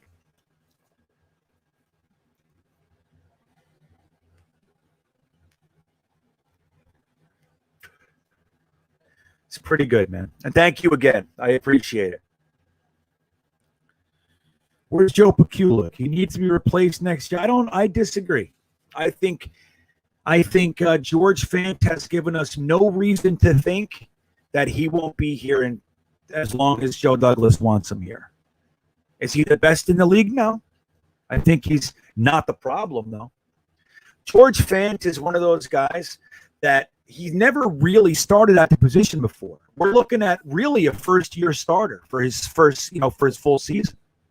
That's what we saw. We saw his first year starting. He was one of the most secure aspects of our offensive line last year.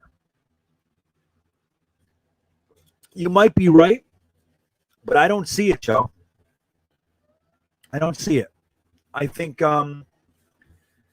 again, I just haven't seen anything that gives us any indicator that he's not on the upward trajectory.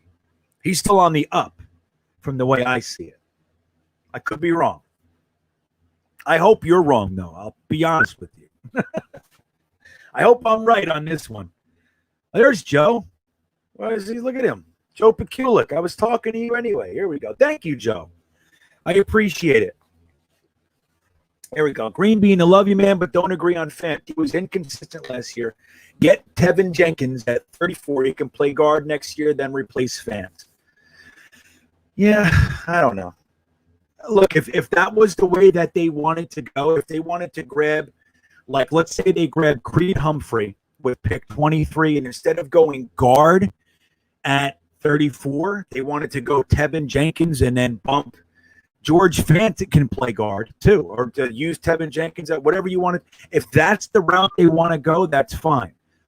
Again, George Fant, in my opinion, has not given us any indicators that he is the problem. Don't forget, last year, George Fant was one of the better offensive linemen on a terrible team. That fucking team, the schemes, everything about our team last year was so bad. Wasn't it, Joe? It was so ugly to watch. And George Fant was consistent. He was inconsistently consistent. Does that make sense? Like, he was hot and cold for a while, but again, we were watching his first season at the position. He shouldn't have been the secure point of the line.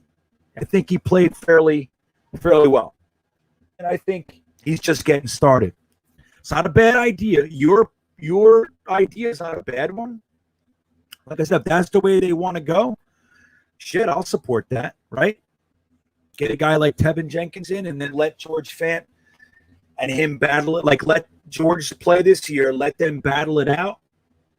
And if Tevin Jenkins sits for a year or two, great. If he plays guard, great. He's a talented guy.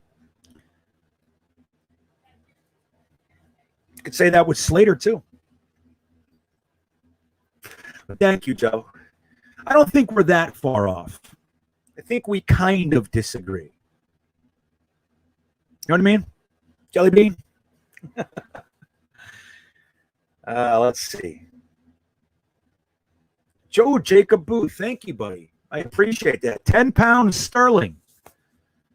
Is that what you guys say? Is it sterling? We say that 10 pounds sterling? Isn't pound just short for pound sterling?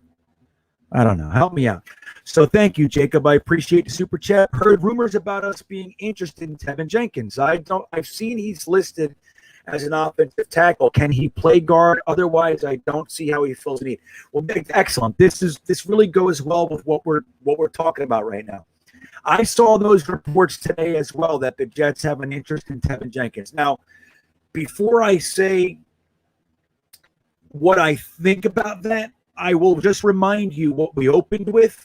I don't know if you were here yet, Jacob, but what we opened with was we had another example of why the Jets press and the national press have once again been proven that they don't know a damn thing about what Joe Douglas is doing. So I think they're interested in Tevin Jenkins as much as they're interested in any other college player. He's an offensive lineman.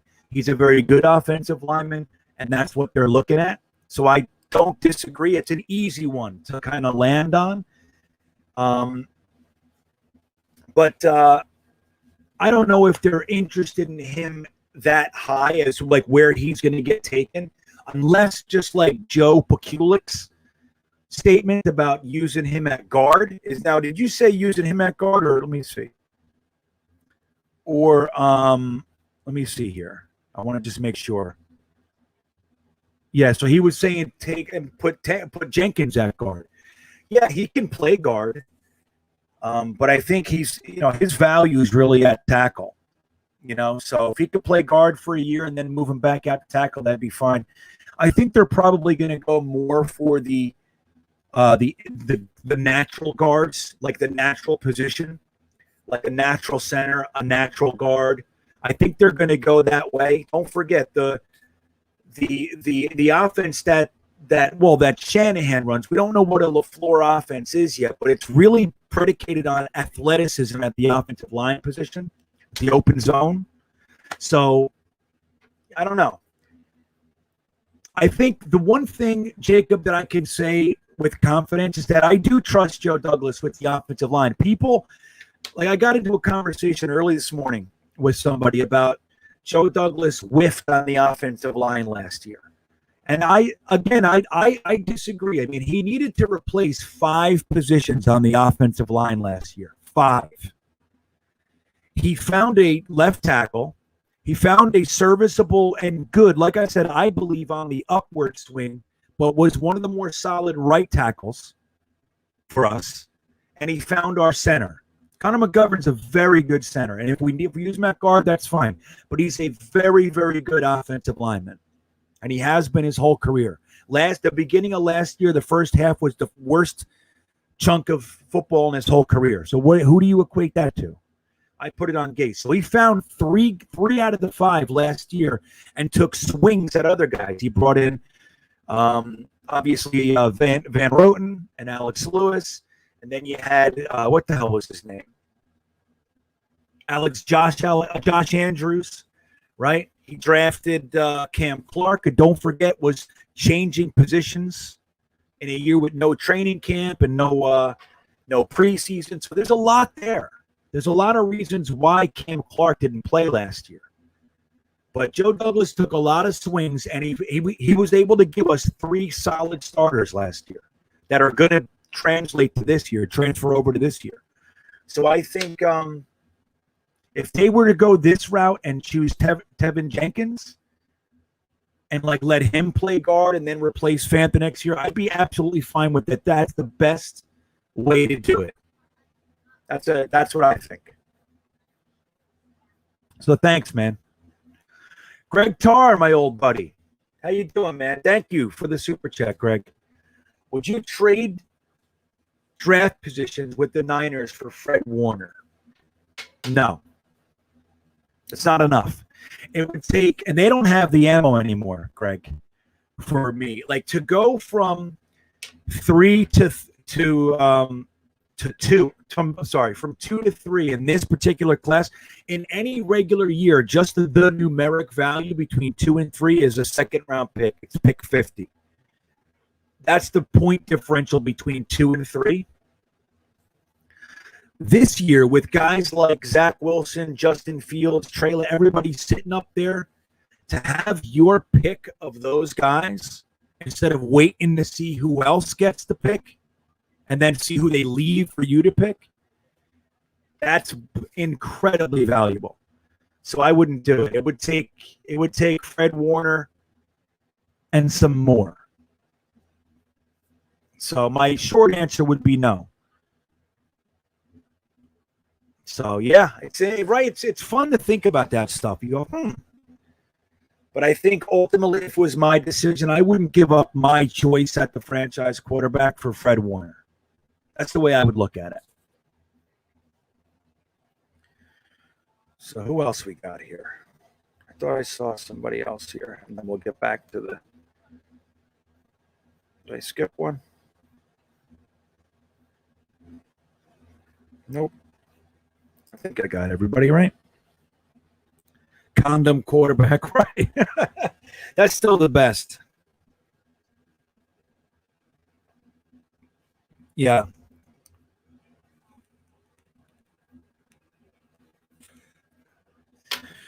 Now, Armand, I wouldn't trade up. I wouldn't trade both thirds for a second. No way. Not me. I wouldn't. I would trade a second a third and a fifth to go to a second. I would trade. I might consider a third and a fourth. Here's the way I really look at the draft. See, us Jets fans have had such bad GMs that it's almost, we're in this mindset that anything past the third round, it's almost like guaranteed to fail. That's just what we've seen. But I've watched so many teams, namely the Ravens and Steelers. I watch them all the time, and I can't stand it. How they're always able to, no matter. This fucking thing keeps muting itself. I don't know why. So I watch the Ravens and Steelers every year. They just wait for their first round pick. Whoever they get, I think, damn, that guy's going to be good on their team. The Ravens and Steelers. Every year I think that. Damn. And then I watch them in the third, fourth, fifth, and they're getting guys I love. I'm like, how is it that they can do this? So what I really would like to see is my GM not have to use his later resources to get a guy that's easier to nab. Now, if he's so good, like he was supposed to be a top 15 pick and he's sitting there in the middle of the second, yeah, okay, you can do that from time to time. But I wouldn't trade both thirds. I wouldn't do it. Let's do this for a second. Let's see. Let's just check out the value real quick. I'm going to share my screen with you guys. Let's do this. Let's just check it out and see where it is, though, numerically. I'm still saying I wouldn't do it, but let's just see. Okay, let's do this. You guys ever use this chart? If you don't have a really good draft chart, just go to Draft Tech. They have a live chart where number one, they refresh it constantly. It's always adjusted to the trades and everything going on. But you can also highlight your team. This little search bar right here, you can actually put your team in and it'll highlight all of your picks to make it easier. It's just wonderful. So let's look at our third round picks. We have 66 worth 260 and 86 worth 160. Let's just look at a mid. So what's that? That's 420. So yeah, I mean the value's right there. It's about pick 48. So anything 48 and up, it would be numerically a good move to do it. Right? Technically speaking. But I still wouldn't do it. Now, if you're talking about over here, no, I still wouldn't. No, I meant the other way. It'd be a good deal. Down here, you're talking thirds and, a third and a fourth kind of a thing. See? Maybe if it was pick 33, I don't know. I like the idea of quantity. I like quantity. Yeah, John Salty Nuts. Look what he says. The Steelers say we don't rebuild, we reload. And that's the mentality we got to get into. We've been rebuilding for 10 years.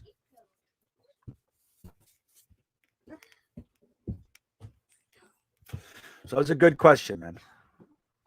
It's a good one, right, Jacob? Yeah, DJ Sin thanks, or Sin 6. Thanks again, man. The Jets hired a scout GM. Let him prove his worth. Yeah, right. Why not?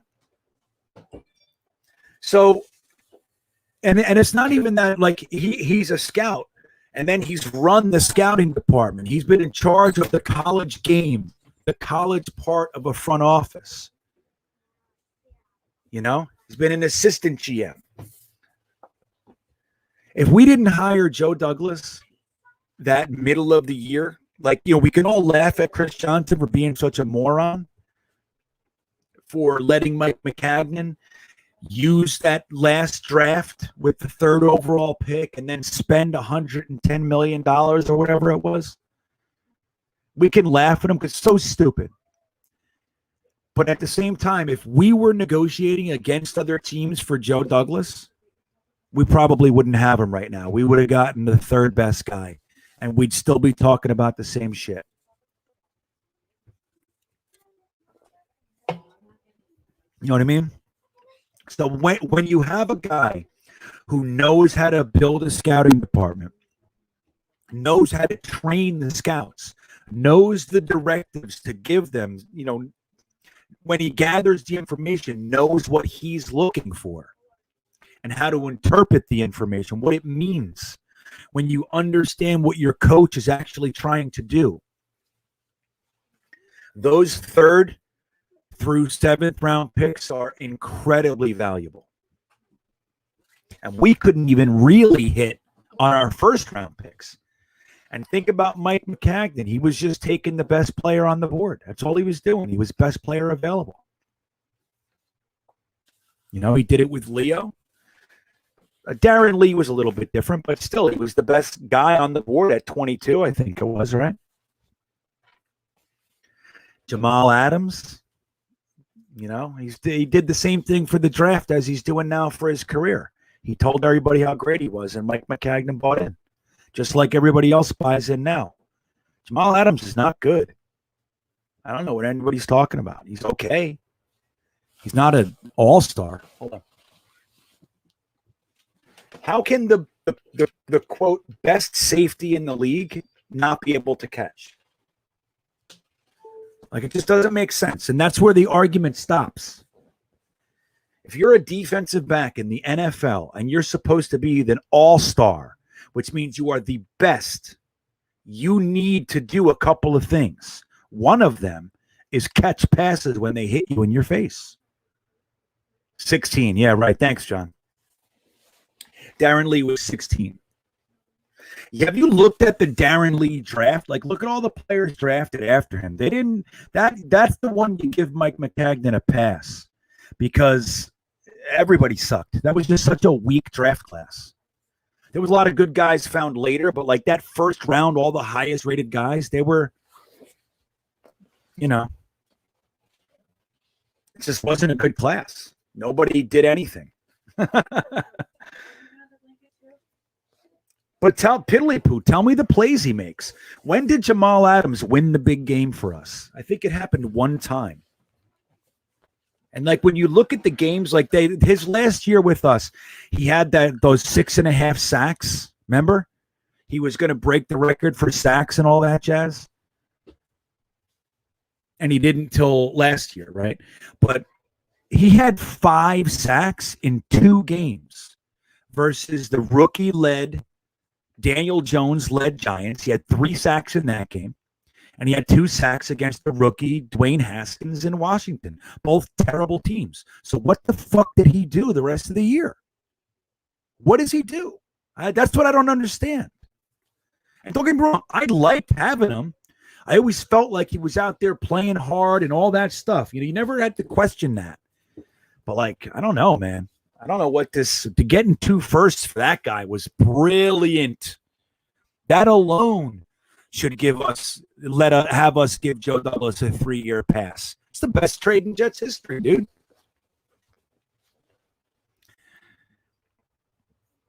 You know what I mean? So I don't know what plays. I hear you. I think Jamal Adams is just really good at telling people how good he is. That's what I think. And he just doesn't shut up. He's a good self-promoter. You got to give it to him, man.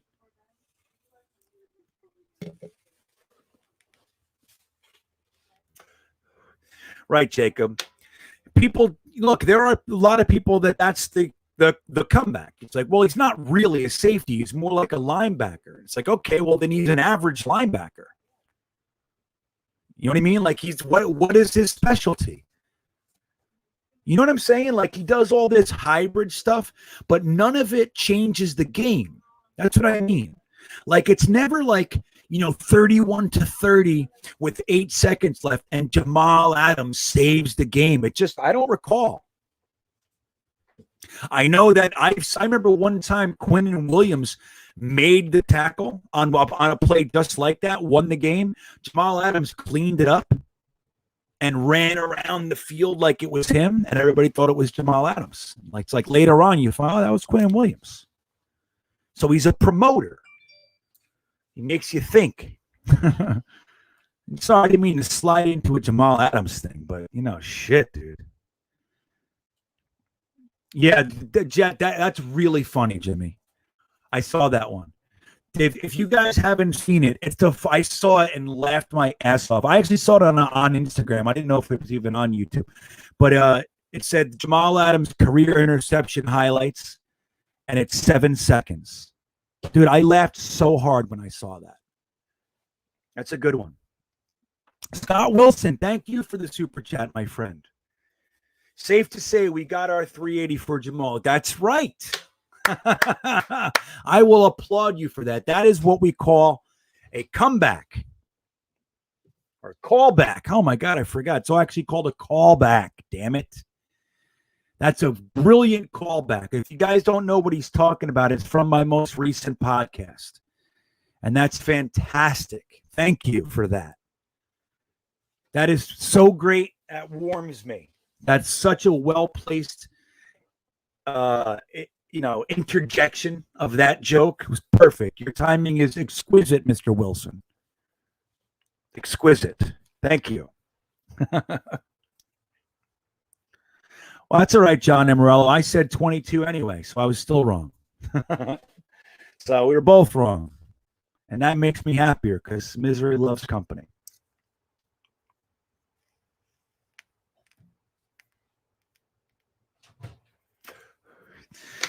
Benjamin Knack, that's not a bad way to look at it, right? See, like, if you are able to get a franchise quarterback, like if you're up that high in the draft that you're able to get essentially your pick of the litter, we're not getting Trevor Lawrence, and that sucks. It would really be great to be able to pick from him too. Like, we shouldn't have won those games, and that's anybody who was rooting for those games. I get it, but I wasn't on that side. I was on the side. Let's lose out, man. Let's be the worst team in football history and start fresh so we could have Trevor Lawrence. Or if we didn't want Trevor Lawrence, we could take whoever the hell we wanted. We wanted pick of the litter. That's what I wanted. So now we get Zach Wilson or Justin Fields or whoever it is. And if you're able to do that, if you're that high in the draft that you can do that, and still, like Benjamin is saying right here, and still follow it up with first-round talent, so you don't have to, like, wait until the second round to be able to pick somebody and hope that premier guys slide down. It's brilliant. And not only does he have it this year, but he's going to have it next year. And we get 2/3 this year. The downside is next year we lose out on a 4th-round pick too. It is what it is. So we get the extra 3rd this year. We lose out on a 4th this year. But watch what Joe Douglas will do. He's going to get that 4th back. No. Mine. My paper towel. So thanks, Benjamin. That was a good comment. I like that perspective. The other way to look at it is that you could do what the Miami Dolphins are doing with the Tunsil trade. They traded Tunsil, got 2 first-round picks. Then they picked a player with one of them. I think they took Austin Jackson. I might be wrong, which is just I wouldn't have taken Austin Jackson with that pick. I'll just leave it at that. But now they took the other 2nd-round pick and they've parlayed it into 2 first-round picks and a 3rd.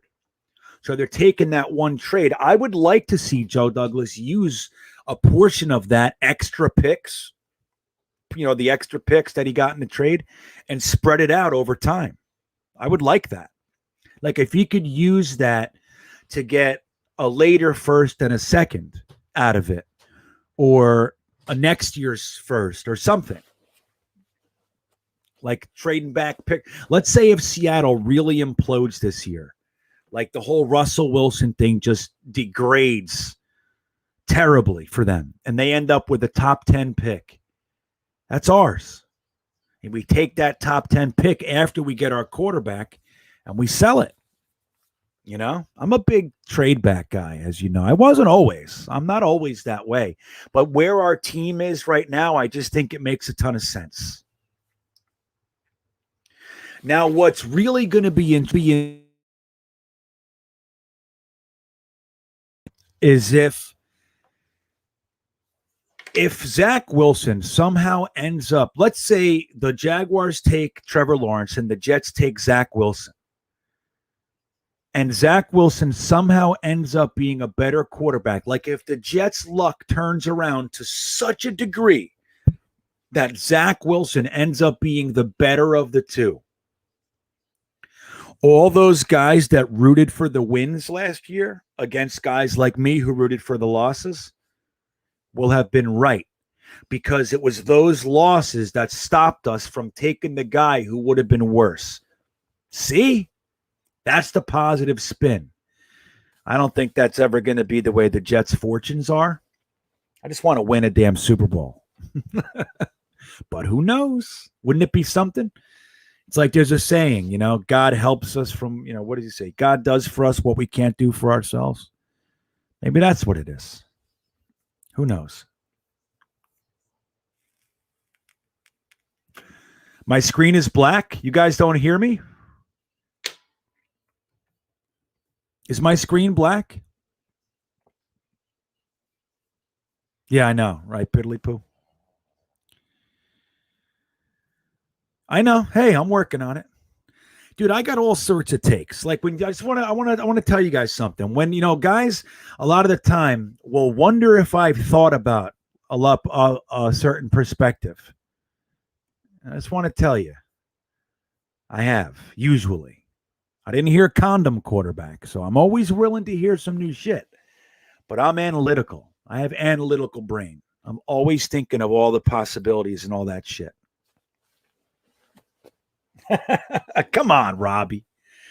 Dazzling people with his brilliance and baffling them with his bullshit. Yeah, I know. All right, good, Jacob. Thank you. So my screen isn't black.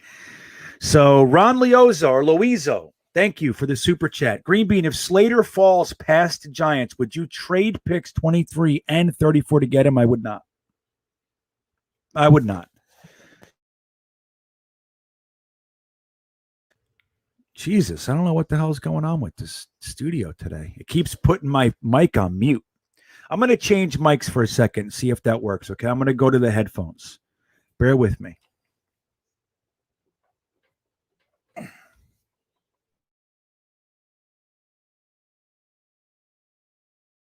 It's good, but you guys got me? Just give me a thumbs up or a yes if you got me, and then I'll get to Ron's question. I'll deconstruct it. Are we good?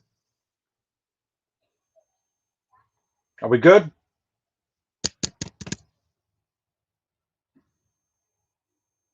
Okay. Thank you. Thank you, Liam, Hank. Thank you. You can see the mute. Does it actually say mute on the screen? You can hear. Bear with the bean. Right. I'm working it out, man. It's worse, but you can hear me, Frank? It was better before. All right, I'm going to plug in the mic, and we'll just deal with the mute. Hold on.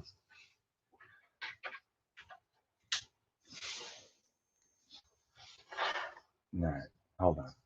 You just make sure. You got me now? Is it better again? Let me check my preferences here. Make sure I got this turned on. Yeah. See, this mic allows me to have my silky voice. All right. So, Ron, the answer would be no. I would not do that. I don't think Slater's that can't miss of a prospect either. I love him, but I wouldn't do that. I would have a hard time trading Like that 34 is just like a first round pick, like as far as talent goes. That 34 is some valuable real estate, man. That's the like 32, 33, I'm sorry, 33, 34, like the first 2 or 3 picks in the second round. That's where all those guys who slipped through the first round that nobody thought would, like they all took their guy because they thought this or that or whatever. And they have all night to think about it. And they're calling people all night long trying to figure things out. Those picks are just like first round picks. They don't get the 5th year, of course. But they're just so valuable. They're so valuable. And you can really get premier talent, not the blue chips, but you're going to get premier talent there. So taking away a mid-first and that super valuable, like that's in a range where people want the guys so bad, they'll give you next year's first and their second for that. Like that's where that shit goes sometimes. A second and a third and next year's second, like that kind of stuff. So you got to be careful with that sort of stuff. So I would say no, man. But I appreciate it. It's a good question. These are the types of things I like to talk about. It's like, what would we do in these situations? What do we do?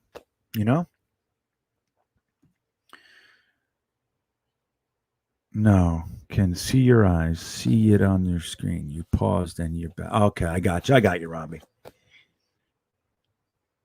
Oh, you can see my eyes see it? That's fucking hilarious. That's even funny. That's funnier to me. That's my preferred way of it to happen. Is you guys see me kind of have a mini freak out and then do it. And then fix it. That's great. DJ Sin 6. Thank you again. Condom QB. And now let's talk cornerback. All right. So why don't you bring one up though? So let's see. I'll bring one up. Let's see who you want to talk about. You guys take Caleb Farley with his injuries. He's supposed to be the best cornerback in the class. You guys taking him?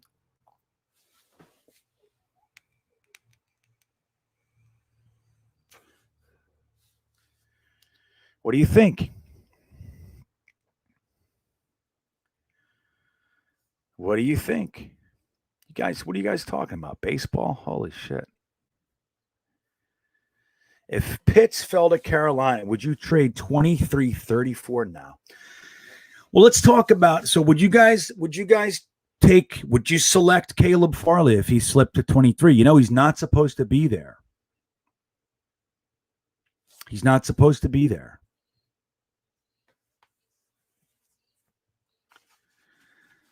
Hey, Steve, cut that out. Stephen Engel, all right? Please, just cut that stuff out.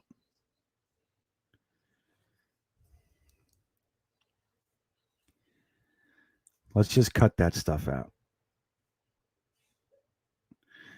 Right. Yeah, that's funny. See, it's just like with, it's funny. I forget who brought it. It might have been Matt O'Leary. He said, D. Milliner.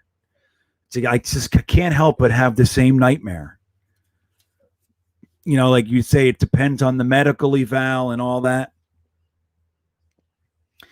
D. Milliner's, he was supposed to be good too, and he was injured all the time. Such a shame.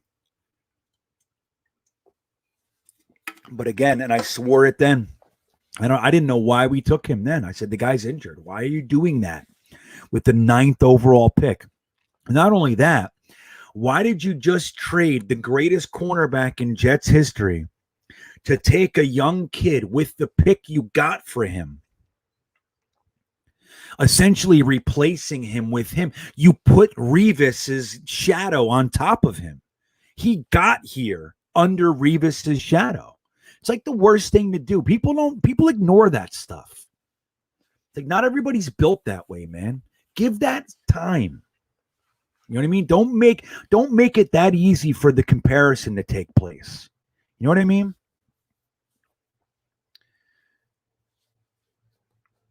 Yeah.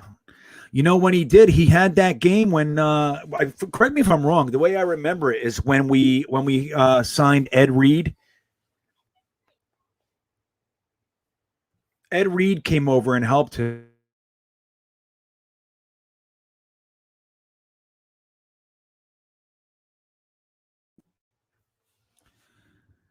You know, so that's the thing. That's why I like the idea of Sherman coming over. Like when you have guys like Bryce Hall and Blasson Austin, like you get a guy like a really consummate pro and get him in there to sit with, your young guys and like just give them that little burst. Same thing happened with Revis and Ty Law. Remember that? She's laughing.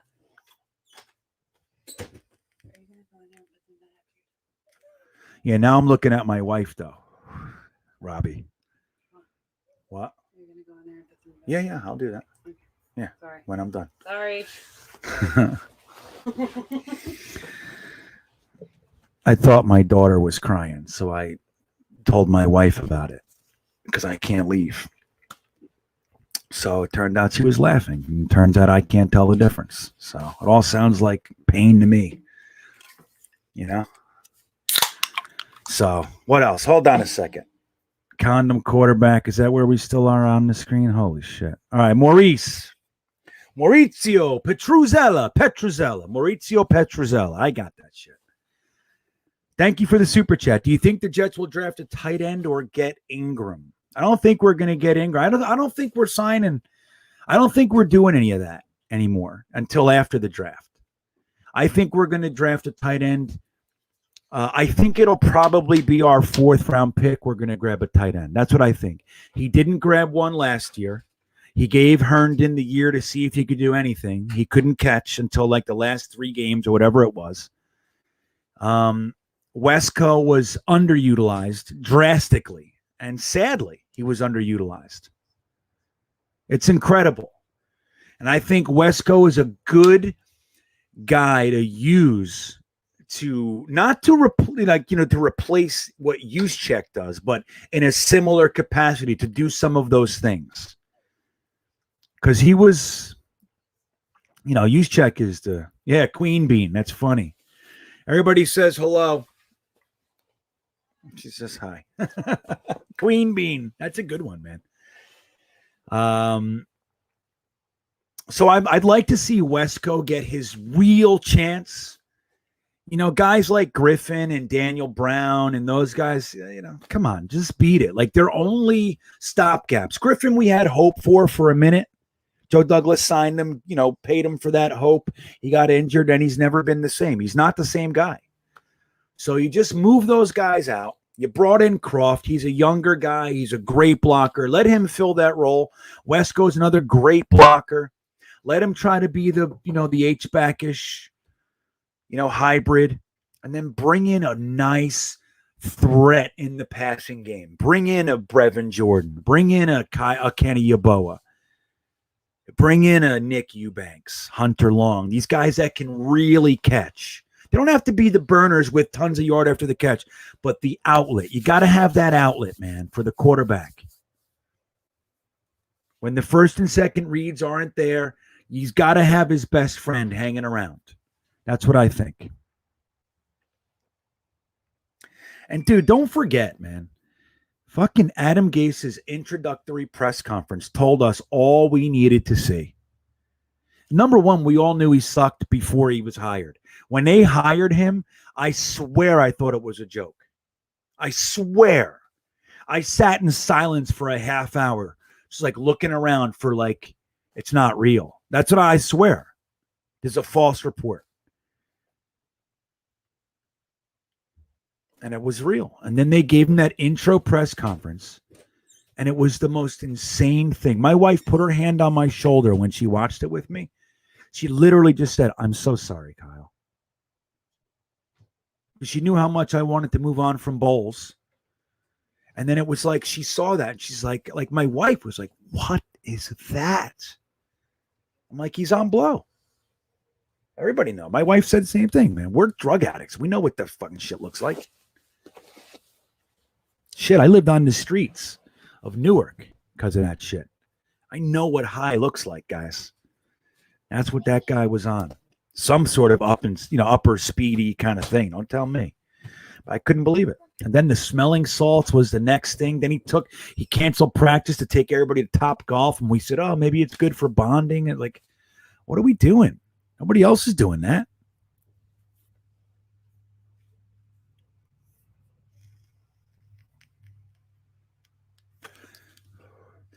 Has Colin Cowherd ever been right? I mean, I'm being serious. I like his shows sometimes. I don't watch it all that much. I like him.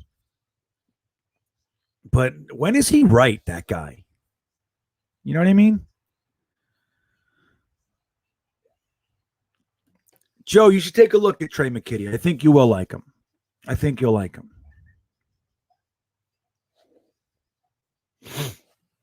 Yeah, like right now, Matt, there's a lot of guys that are sitting in our stable. You know what I mean? That look, we got to have 90 guys in the camp, right? So we're gonna have all these guys. A lot of these guys, even some of the guys we're re-signing, like the Smith brothers. I really doubt both Jeff and Vincent Smith are gonna be on the roster opening day, but they're good enough to get a shot. You want to have the best football players that you can assemble working out in camp. So you have the best choice possible for who is on your opening day roster. That's it. And a lot of these guys, even some of the guys that we've had for a little while, a year or two or whatever, like Frankie Louvu. I like Frankie Louvu, but I clearly see he's limited. I mean, the guy's not going to break out more than likely. He had Todd Bowles, a very good defensive coordinator, and he had Greg Williams, and the guy never broke out. He'd have a decent game here. And it was like, I was totally ready to move on from Frankie Louvu. Let's try and get some young guy in here that has more upside, right? So the fact that we don't have Crazy Eyes Magoo and all these, like even Greg Williams, who I've liked for a long time, and I love what he did that first year. You know, it was like, come on. Like, these are the guys we're putting together. Like Todd, Adam Gase, Joe Vitt, Greg Williams. Like, this was like a last chance cafe. That's what it was like. And he's a quarterback guru. He's going to redo Sam. He destroyed that kid. So, all right, guys. Well, look, it's that time. It's 10:04. It's a few minutes after. I want to thank you guys for being here. I'll play a couple more seconds of, if you guys know, my next week's podcast is going to have none other than Murph from Top Billin'. I interviewed him this morning, and I'll give you a few. Yeah, they signed a blocker. Hold on. I'll just pick a place somewhere. I don't know. Let's see. Let's see where I get. Hold on. I can't move it. Well, let me move the thing. Well, let me move it. There we go. I'm moving the volume. That's why. So I'll give you a few more seconds of this, and then we'll wrap this shit up. Good night, Jimmy. And we haven't brought in a single player. The only one is Tevin Coleman, but he was back in the day was slow as you know. He's extremely slow, but he's one of these guys that can break off consistently 4 and 5 if he's blocked up right. So this is the Jets, though. You gotta be thinking about that offensive line, because none of this to me matters if that offensive line continues to be what it is. I love what I saw from Mekhi Becton. I always wondered about the right tackle position, and they were in position to get a potential another superstar offensive lineman, but it is what it is, I guess, man. But I like George Fant, but I think he could be slid inside. Maybe if you stick somebody, you know what I'm saying? There's a lot of good offensive linemen in this draft. Now, this is one of the things where I would say this is a pretty good draft for offensive linemen, especially exterior players. I don't know. Yeah. Got a lot of picks. Well, there you have it. Okay. So that's what's coming up in my podcast this week, the full 40-something minute interview. I got to edit a few things out, but it'll be about 40 minutes. And you guys are the shit, man. I appreciate you being here. I love you guys, man. I do. And thanks to the super chat people. I appreciate that as well. And it's good to spend time with you. I'm going to shoot a video right after this, put out a late night vlog, and then I will see you guys next time. How's that sound? Huh? All right, guys. Or it could mean 12.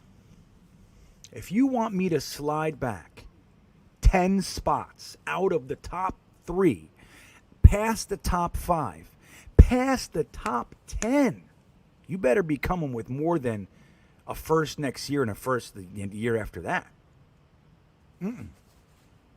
I want a first, a second, a third. I want a first and second next year, and I want a first and third, and then the year after that. That's why. And they were like, we can't afford that. He said, I know you can't. So just tell him we didn't talk. I don't want to embarrass you.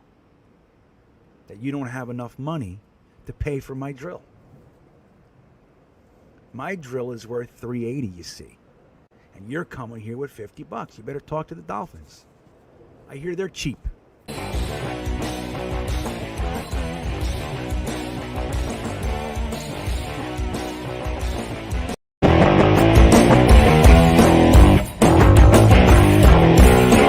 Adam Gase, the worst coach in Jets history. In my opinion, he's in the conversation for the worst coaches in NFL history. He's been atrocious. And the thing is this, like I've said numerous times over the past 2 years and in this podcast and on Jetnation, we knew and I knew that this hire was terrible and doomed to get here from the second I heard about it.